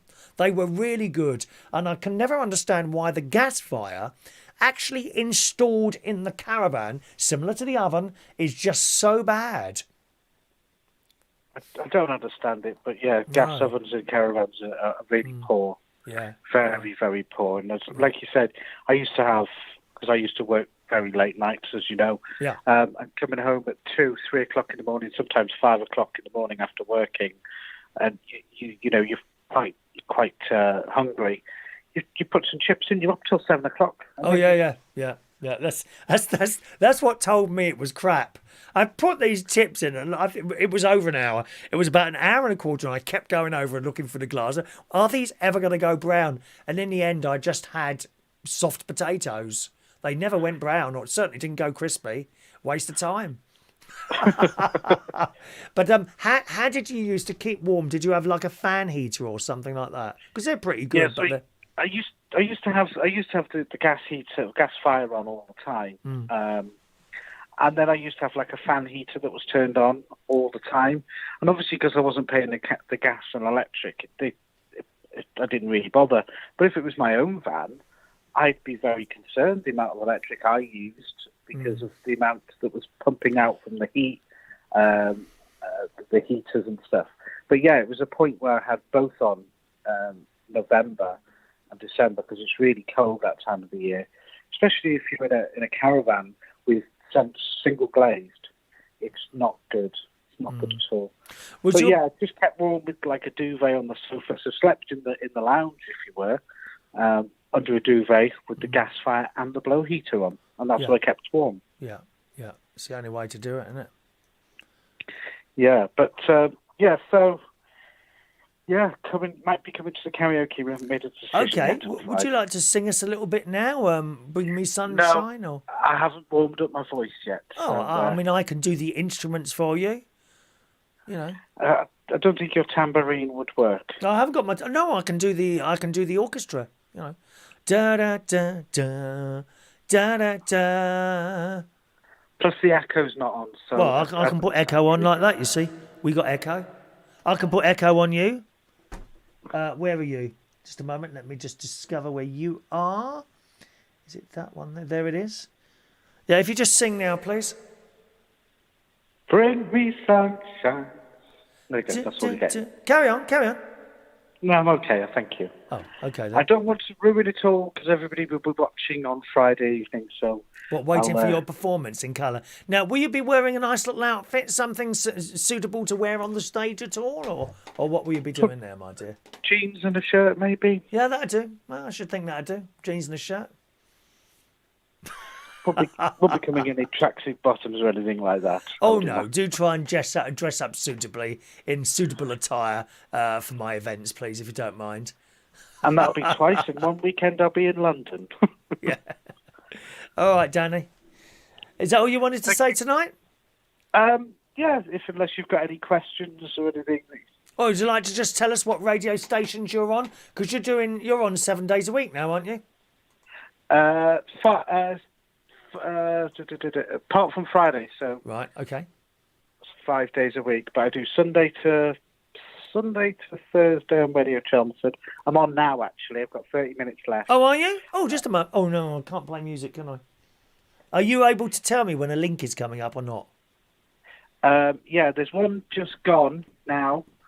The next one's at 38, I think, something like that. 38. Oh, I don't know if that's going to work or not, is it? And then there's one at 9 minutes to. There's one definitely at 9 minutes to the hour tonight. He knows when the talking bits are coming on. It's all worked out. There's no randomness at all, is there, really? And then there's 9 minutes to the hour, and then one at 58 or 57 to the hour. And that's when you do talking bits. And that's so the first talking bit is 9 minutes past, 7 or 9, depends how long the two first songs are of the hour. Then there's one at 18. Then there's one at the half past, so about so 29. four an hour, is it? 29 and 31. And And what's the then name one of that? around 37. And that's on Chelmsford FM, is it? It's to Radio Chelmsford. And then on a weekend, I do Radio Southend, Saturday and Sundays 1 till 4 in the afternoon. And then I do Total Hits on Saturday and Sunday morning, 10 till 1. There you go. All right. Now, I expect you now to ring me up, and make me a little recording of when I'm on to speak about on your radio station. Yeah, well, we are. Well, I've talked to you privately. We are looking for presenters. Oh, if you want to go national. No, dear, no. What do you mean national? All over the world now, dear. Global, dear. Global. You, local, me, global. That's how it is, darling. International television show. Millions of viewers all over the world. Millions, dear. Millions. Oh, that was it. That's what I was good to say. When will you make a decision about Sunday? I don't know yet. Oh, okay. Ah, Sunday. Yes. No. Going up to the caravan on Friday night. Oh, right. Okay. Definitely going up to the caravan on Friday night this week. Oh, straight after the karaoke. Yes. All right. Okay. I tend to travel around at night if I can. It's a lot easier, to be honest. You don't hit traffic. Now I say that of course that's the time. Sometimes I do roadworks on the really busy roads, so sometimes that catches me out. But it's far preferable to sort of driving around during the daytime. Yeah. Oh, well, it's a shame because we're on there. Well, you'll have a nice time. I don't have to be there, Danny. You'll have a lovely time in London. I'll take some pictures and send them to you. Please do. We can show them to the millions of people all over the world. Okay, then, dear. Thanks you. for calling, Danny. Lots of love. Bye-bye. Lots of love. Bye-bye. Yeah, I was turning up at the karaoke on Friday. Well, I'm looking forward to that. Very much looking forward to that. Thank you very much, Danny, for the comments on the oven activities there. Just a little thing, gang. If you're watching the show and you're enjoying it, can you do the little thumbs up, the little like button? And that helps with the YouTube algorithms. All right. Just going back to the electric mini, yeah. So that was it. He's decided... I've got the wrong thing up there, sorry. He's decided not to go with the electric mini. And tomorrow, we've got another test drive tomorrow. The VW IDV3 or something like that. So his test drive. Oh, the other thing with the mini electric, it's only something like 101 miles on a charge, which is a bit small. Tomorrow he's trying a VW electric, and I think that's something like a 290 mile charge on that. So we're trying that one tomorrow for him, not for me. And we'll see how that one goes. It looks a lot bigger. It looks a bit like a Golf, actually. I had Golfs. I had 2 Golfs, Mark 3 and a Mark 4 or 5, I think it was. Yeah. The 3 I liked. The 4 just kept getting electrical faults in it. They just weren't able to sort it out. Thanks so much to Roy Brownlow, who's done a little thumbs up today. Thank you very much there. Very kind of you there. What else is on the show today? How often do you use your washing machine? Is that something that you use a lot or just a little bit? A little bit of washing machine. Because there's a story here as sent in by the lovely Gary Ross. Thank you, Gary. If you ever want to send a story in, feel free to do so. There's the email address there, Chris at unitedkingdomtalk.co.uk. Send us an email, a photo, anything you want, stories like that. I don't always use them. It just depends if I think they sort of fit into the show or not, okay? Anyway, The Sun and Gary Report sent this in. Washing day is not easy for the Radford household. So Sue splashed out on a swanky news washing machine which cleans 18 kilograms of clothes. Now, I don't know what that means, to be honest. I have a standard washing machine here. It goes on if I do my sheets. If I'm not doing sheets, it probably goes on once a week. That's enough for me. I'm here on my own. Once a week, washing machine on. That seems to suit me down to the ground. Okay. My mate is constantly washing. He's got OCD on cleaning things and all that business. His house is spotless and all that, right? He's always got this damn washing machine on. 3 times a day sometimes. Not so much now that he finished with his other half, though. Probably the washing machine's quite pleased about that, I would imagine. Just getting a bit of a rest. And he seems to break them a lot. I think he overloads them. They do seem to break down a lot. But nevertheless, how much do you do your washing? Do you wear stuff once and then it gets washed? I must say I can wear a T-shirt a couple of days, maybe 3 days sometimes. As long as it's not smelling, what's the bleeding problem? As long as it ain't got a stain down it. I had a hooded top on earlier and I've FaceTimed mate just before we came on the show today, actually. And he was saying there's a mark on there. Well, I wouldn't have noticed that. I was going to wear that tomorrow when we test drive the VW Golf thing. Anyway, this lady estimates she does around 40 tonnes of washing a year. 40 tonnes of washing she does, this lady, which works out to about 3/4 of a tonne every week. Why? Because she's got a massive family. She says she's been in the Channel 5 series, which it doesn't say what it's called. The story says, previously in their Channel 5 series, the busy mum revealed that she felt like Cinderella after doing a massive 6 loads of washing a day. Wow. That's a lot, isn't it? She got a new washing machine from Caterwick. Will allow Sue to save a massive amount of time on washing because it's much bigger, I suppose. 18 kilos. So what's a normal washing machine? Is that, I don't know what it is. No idea. She says, I absolutely love the machine. It's changed my life. It saves me so much time with it being such a big machine. And there's a picture of it, actually. And when you see the drum, that does look very big. How often do you do it? Go on, how many loads of washing do you do a week? As I say, mine would be 1 or 2 if I'm doing... Well, I do. No, it's 2 a week. I do the sheets every week, usually. Sometimes every 2 weeks. It's not like I'm wetting the bed or anything, is it, for Christ's sake? You know. So that's the... Did I show you that? I showed you that picture, didn't I? She says on their show, they got this show on Channel 5, I think. She's got 22 children and counting. She said, if I could say one thing that really does drive me insane in this house, it's got to be the laundry. An average day, I can be doing 4 or 5 loads of washing. It's never ending. And then it goes on to list their children. The oldest one is 31 years old. He's a boy. And the youngest one is 1 year old. So big gap there. And I'd like to point out in The Sun this week, I know what you're all thinking. It also then says the family famously doesn't rely on benefits and is supported by their pie shop business. So they have a business there. They live in a 10-bed former care home, often show off their millionaire lifestyle on Instagram. And they've obviously got this pie business is doing them very well. Hey, she says, however, it's not just the laundry that drives Sue round the bend. Lockdown has played havoc with their shopping bill. They use 16 pints of milk and 4 loaves of bread a day. And each week they go through 80 yogurts, 3 tubes of toothpaste and 24 toilet rolls. Well, I hope they're going to Aldi. Have you ever used the Aldi toothpaste? I think it's something like 59 pence a tube. There's nothing wrong with it. That's what I get now. Dentix or something like that is called. Some of that Sensodyne stuff. £5 for a tube of toothpaste? What planet are they on? Honestly, and the same at Lidl. Try the toothpaste there. It's 59 pence a tube. Nothing wrong with it. And yes, they do a sensitive one. All right, you make sure you read the label, because sometimes the toothpastes all seem to come in one box, even though they're slightly, there's the whitening one, there's the one for bad gums and all that. Why don't they just make? Have you ever wondered, right, with toothpaste?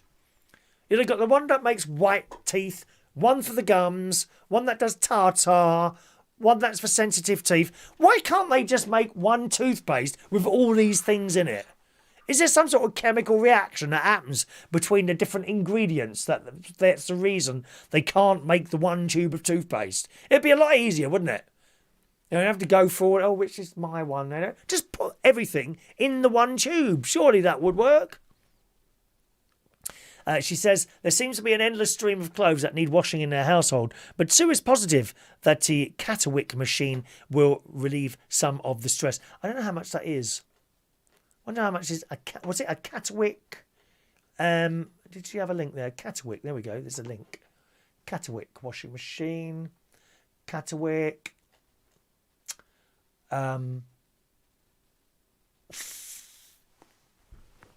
Ready? £1,199 on a washing machine. Jeez. £1,199, but I suppose you could get your duvet in there, I would imagine. Here we are, look. Washes a king-size 10.5 tog duvet. Wow, look at that. £1,199 they are. Jeez. Well, I'm glad you've got a good job. And I'm also pleased that they pointed out there that they don't do benefits, because, I'm just as bad. I'm just as bad. I see these people at the post office not working, claiming all this money, paying it all out. Well, they used to anyway, when you stand behind them like that, wouldn't you? Some of your texts and emails coming in there.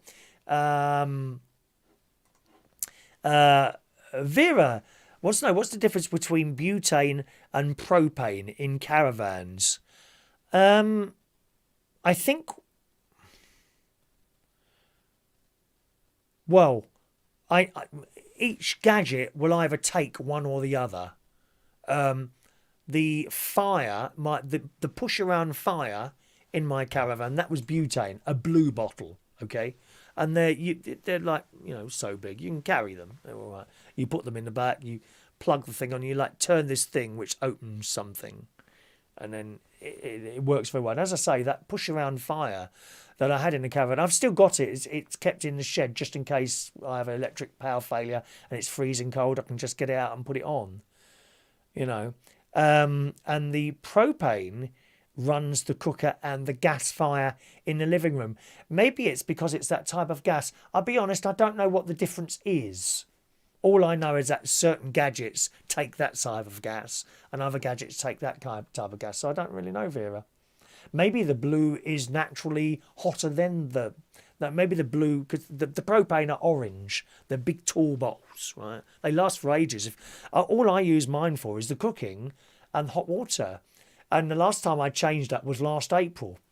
Not last April, the one before it. Then, of course, we haven't been at the caravan very often. They do last a long time. If you've got central heating running on those propane bottles, you can get through them very quickly in winter. We'll be talking every 10 days. And one of those bottles is 65 quid. So it's an expensive way of heating your caravan.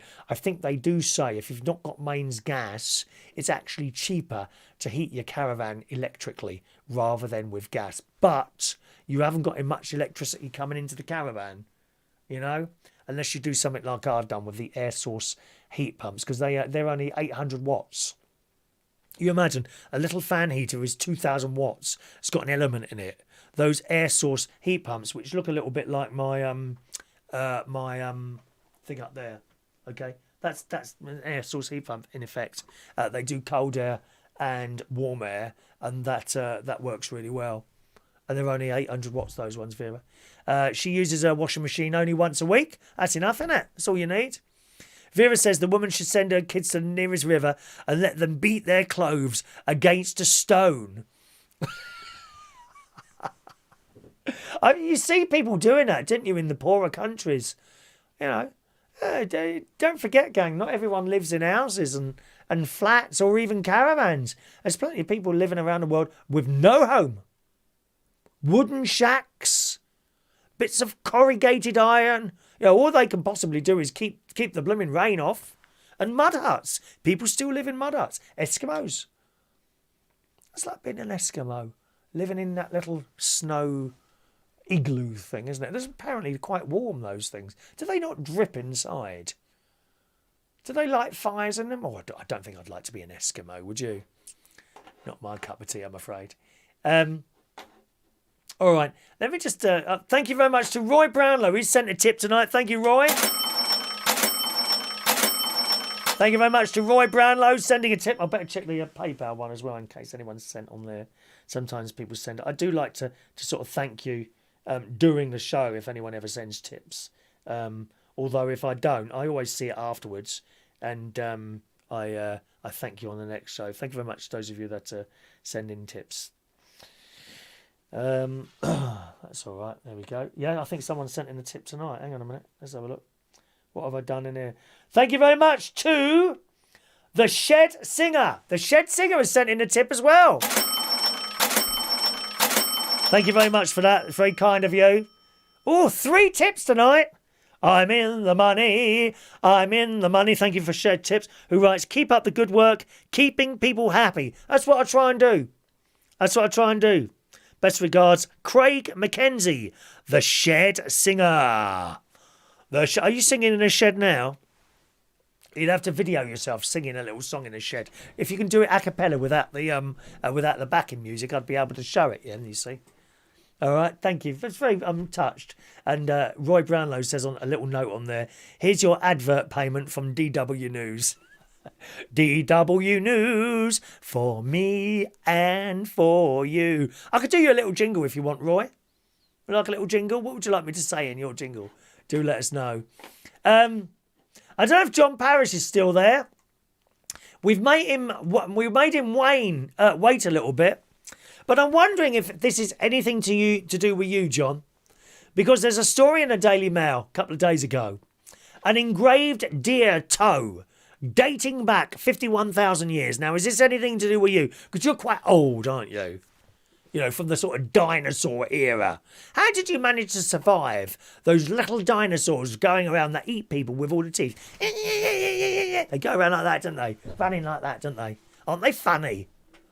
What are they? Tyrannosaurus rexes, or the little ones with all the teeth? What are they called?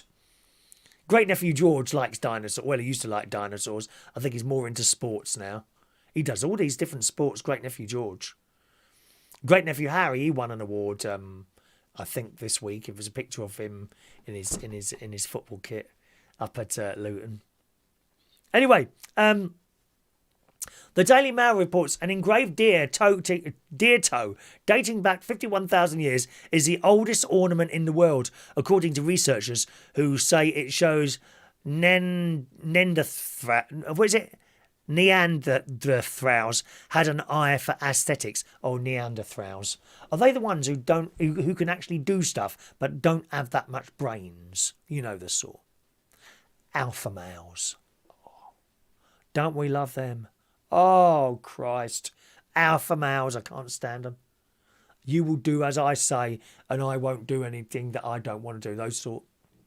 It was skillfully engraved with regularly spaced and neatly stacked chevrons, say the team from Germany. The ancient ornament was discovered near the entrance of Unicorn Cave in the foothills of the Harz Mountains in Germany by archaeologists. There's like a picture of it there. It's nothing much to look like, just like a piece of bone, really, it looks like, with some chevrons on it like that.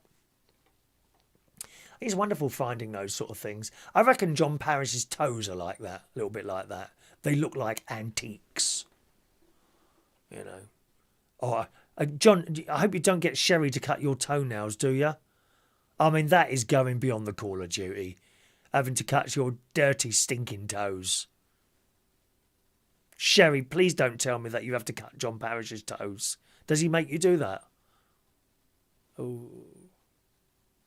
I mean, at least disinfect them first.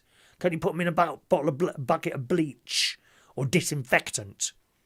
Get that spray Dettol stuff, eh? That might work, mightn't it? Phone line's still open instantly. 0208 144 3477 if you want to cut in. Oh, my God. Sherry's just cut. She does cut his toenails. Oh, Sherry. Oh, God. Oh.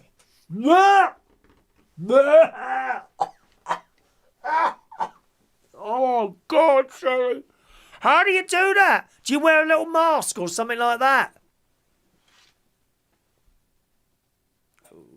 I bet he does look like the deer toes. I'm sure that story must be about you. Eh?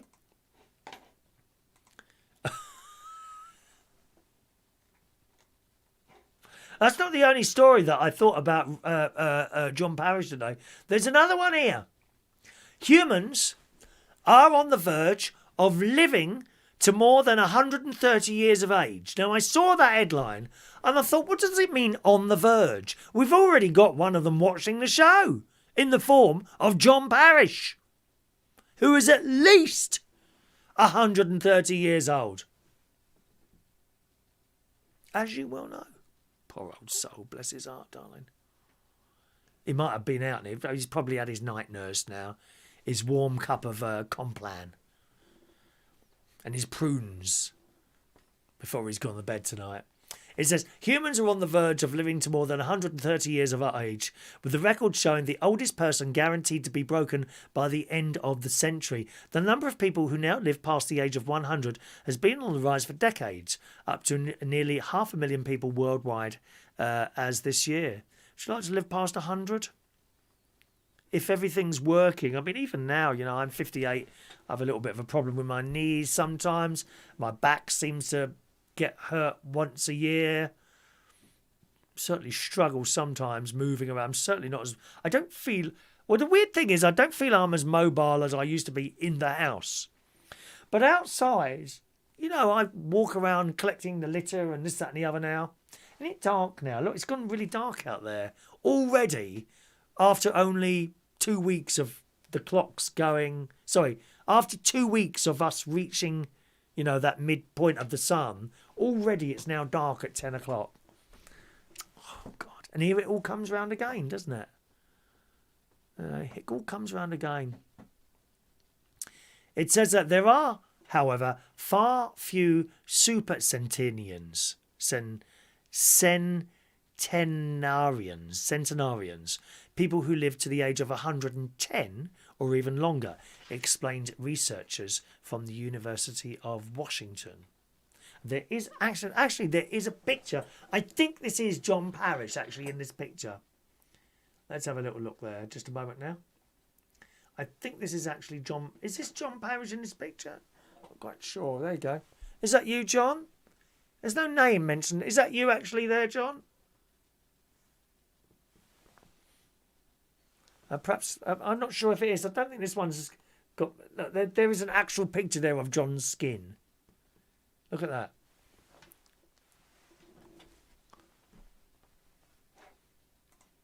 Whatever, really.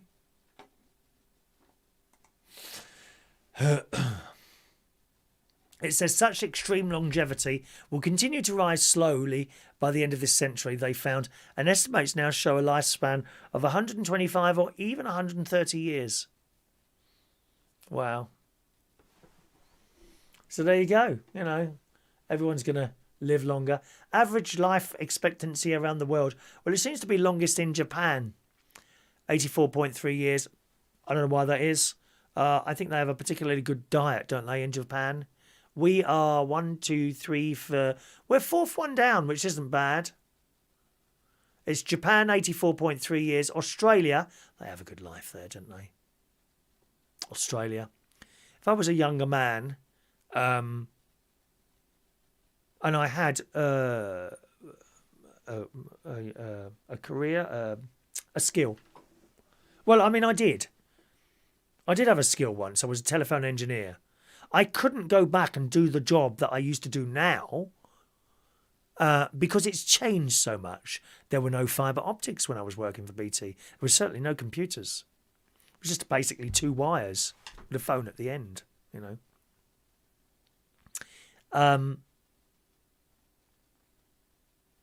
If I was young, I think, and I'd been to Australia at a younger age, I think I may well have tried to emigrate there. I don't think I could have gone when my mum and dad were still alive, though. You know. Australia, 83 years. France, 82.5 years. Canada, 82.2 years. We're not far behind. UK, 81.4 years. So 3 years less than in Japan. Somalia's way down there with 56.6 years. It's good, isn't it, eh? Couple of texts in there. John says, my younger sister just turned 122 last week. Did she really? Where is she then? Are you lying? John says, I'm happy to live to your age, dear. Evening to Colin Keenan. Here we are. The subject, we're talking about differences in gas here, aren't we? Hi, Chris. Good evening. Hello, Colin.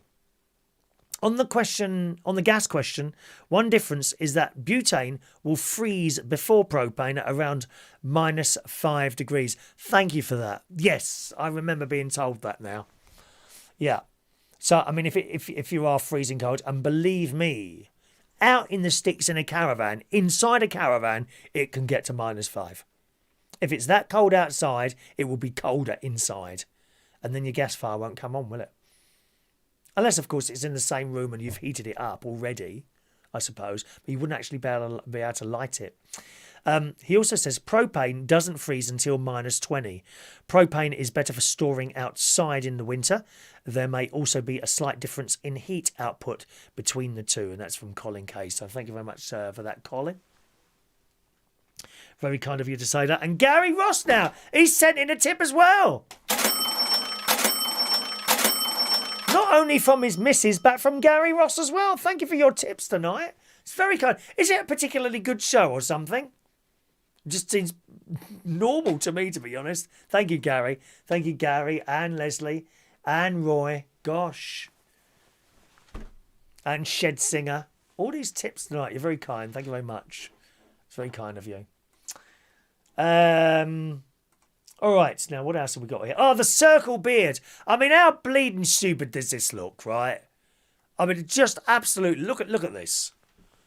What does he look like?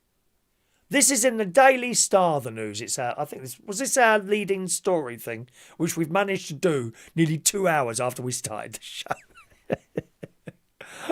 Oh, I don't know. Maybe I should work it out a little bit better before we start. See, I know what I'm going to do in the show. I just never know what order I'm going to do it in. Well, this is going to be a new fashion. It's in the Daily Star. It says, a bizarre new men's facial hair craze has been popping up around the world. This is called the circle beard. And it says, the circle beard trend is certainly creative, but critics are all riled up by the toilet seat look. I mean, it looks blooming stupid. That looks so stupid. But then again, you know, we've seen so many different styles and fashions over the years of people that look really stupid. Even myself. I had this spiky hair once, like this it was, with great... I have no photo of this, unfortunately. Well, perhaps that's a good thing. And great big gold earrings I used to have on both sides. Spiky hair like this. I had the Mohican. I've got a photo of that. That wasn't too bad. It was all right when it was short, but it got a bit long. I had short spiky hair, which I quite liked. But some of these fashions, I mean, I've seen people at weddings, lads, right? And you've got the suit on, but the trouser leg comes up above their ankles and stops there, right?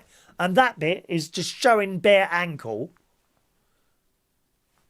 Like they've been walking around in a flood. That's a fashion. It's a fashion. I mean, these people in fashion shows, they look really weird, don't they? Some of the clothes they wear, and these are tens of thousands of pounds to wear these odd-looking clothes and dresses and trousers with no bum in them, that sort of thing. It's fashion. Don't you know anything about fashion? No, and I don't believe in want to, thank you very much. I want to look half decent when I'm going out the door. And the fashion of cyclists. Great big fat overweight men, similar to myself, with cycling shorts on. Why don't people know how ridiculous they look? Mind you, it's like these people that spend a fortune having their face done. And then you look and you think, what have you done? They think it looks good. Back on this then, it says the world is fighting to get its head round a dangerous epidemic. A dangerous new epidemic, the loopy circle beard trend. That's what it's called.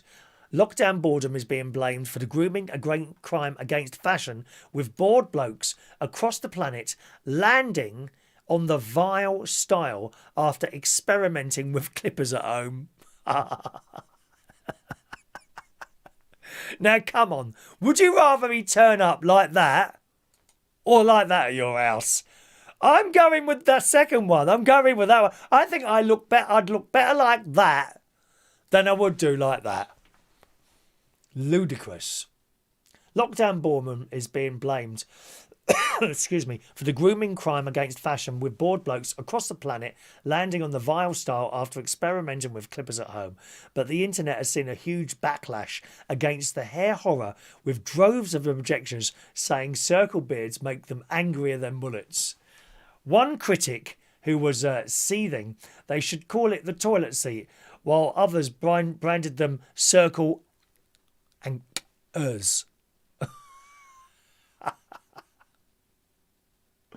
Moore said the sight of the circle beards made them want to commit violence, warning it makes your face look more punchable than the average. I mean, it does, doesn't it? What do you think about that, eh?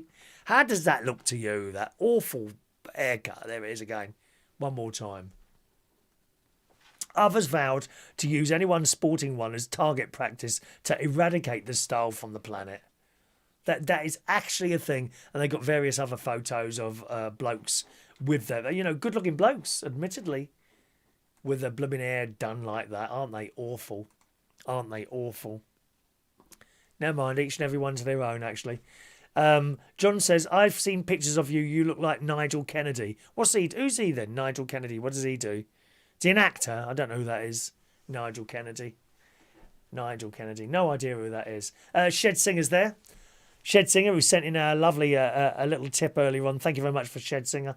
He's just emailed into the show. He says, hi, Chris. Lovely to see your show again. Keep up the good work, making folk smile. That's what we try and do on here. Here's a question. Cost of living in a static caravan. Although I did in one when I was 16 years old. He's now 51. So younger than me, aren't you, Shed Singer there? As my partner lost her mum last week. I'm sorry to hear that. Sorry to hear that. And has a 19-year-old paralysed dad. We are selling our house and we're going to care for him 24/7. Top marks to you. So he doesn't have to go into a care home. It's very good of you. Not an easy thing to do.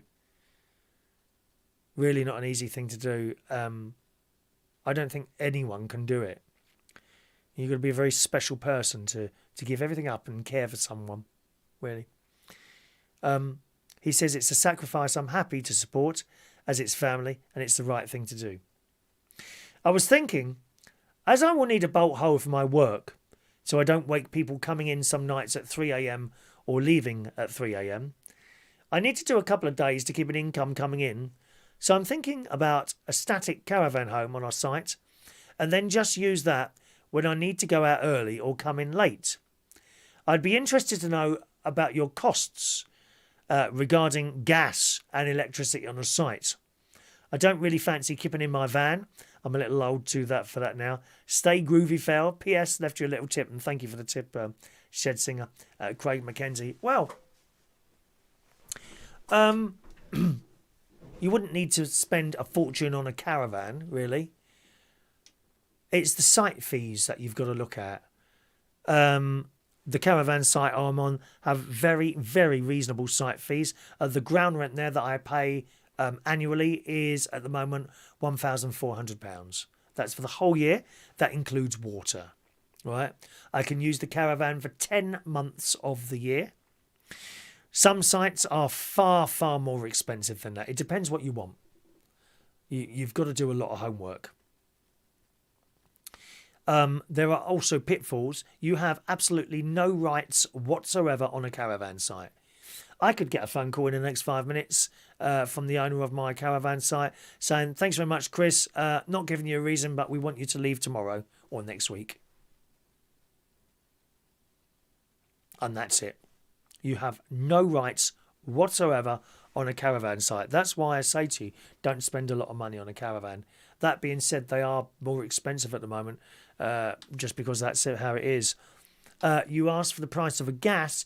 Well, on a gas bottle, they charge us, I think it's £65 for a 47 kilogram big tall orange gas bottle. That lasts me a long time, but my heating is electric. I've got ground source heat pump thing that I put in. Right, that cost me £3,000 to put 2 of those in. You'd get it cheaper, probably about £2,000 to have that put in. They don't use too much electricity. They're about 800 watts each. Okay. Again, depending on your caravan site, they can all charge different amounts for the electricity. That being said, they're not allowed to make a lot of money on electricity. They're simply not allowed to do it. So they basically have to sell it to you for what they buy it in at. All right. And I think that's about it, really. You might find a 12-month site where you can use the caravan all the time, but you know it's not necessarily a cheap thing. Not necessarily a cheap thing. Cheaper than buying another house, yes. And then you can sell it when you don't want to sell it. But a lot of these caravan sites are run by sort of rogues. I mean, John is on one where he's a bit of a rogue there, charging a fortune for gas and electricity. I don't know how he's getting away with that, but you know. But you don't. I'm afraid you don't have any rights at all on a caravan site. I just happened to be on a. I just struck lucky, really. You know. The person who runs my caravan site, he died last year, but it was handed on to his son, who told us they'd be keeping it in the family. So all well and good, really. All right, sir. So I hope that helps you a little bit. But you must do your research first. See what they're going to charge you for ground rent. See what they're going to charge you for electricity. If there's any other charges that are there. You want to look really for a small family-run site, really. That's what I'm on. It's not big at all, my site. A very small family-run site. All right there, John. Sherry, sorry, Mr. Shedsinger. Oh, hang on a minute. What's this here? Right.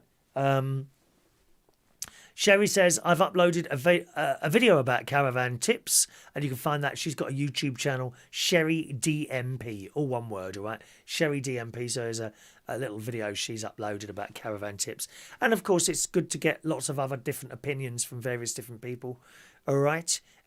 Just type in caravan tips, buying a static caravan, perhaps type that into YouTube, and you get other people's opinions as well, and make up your own mind, all right?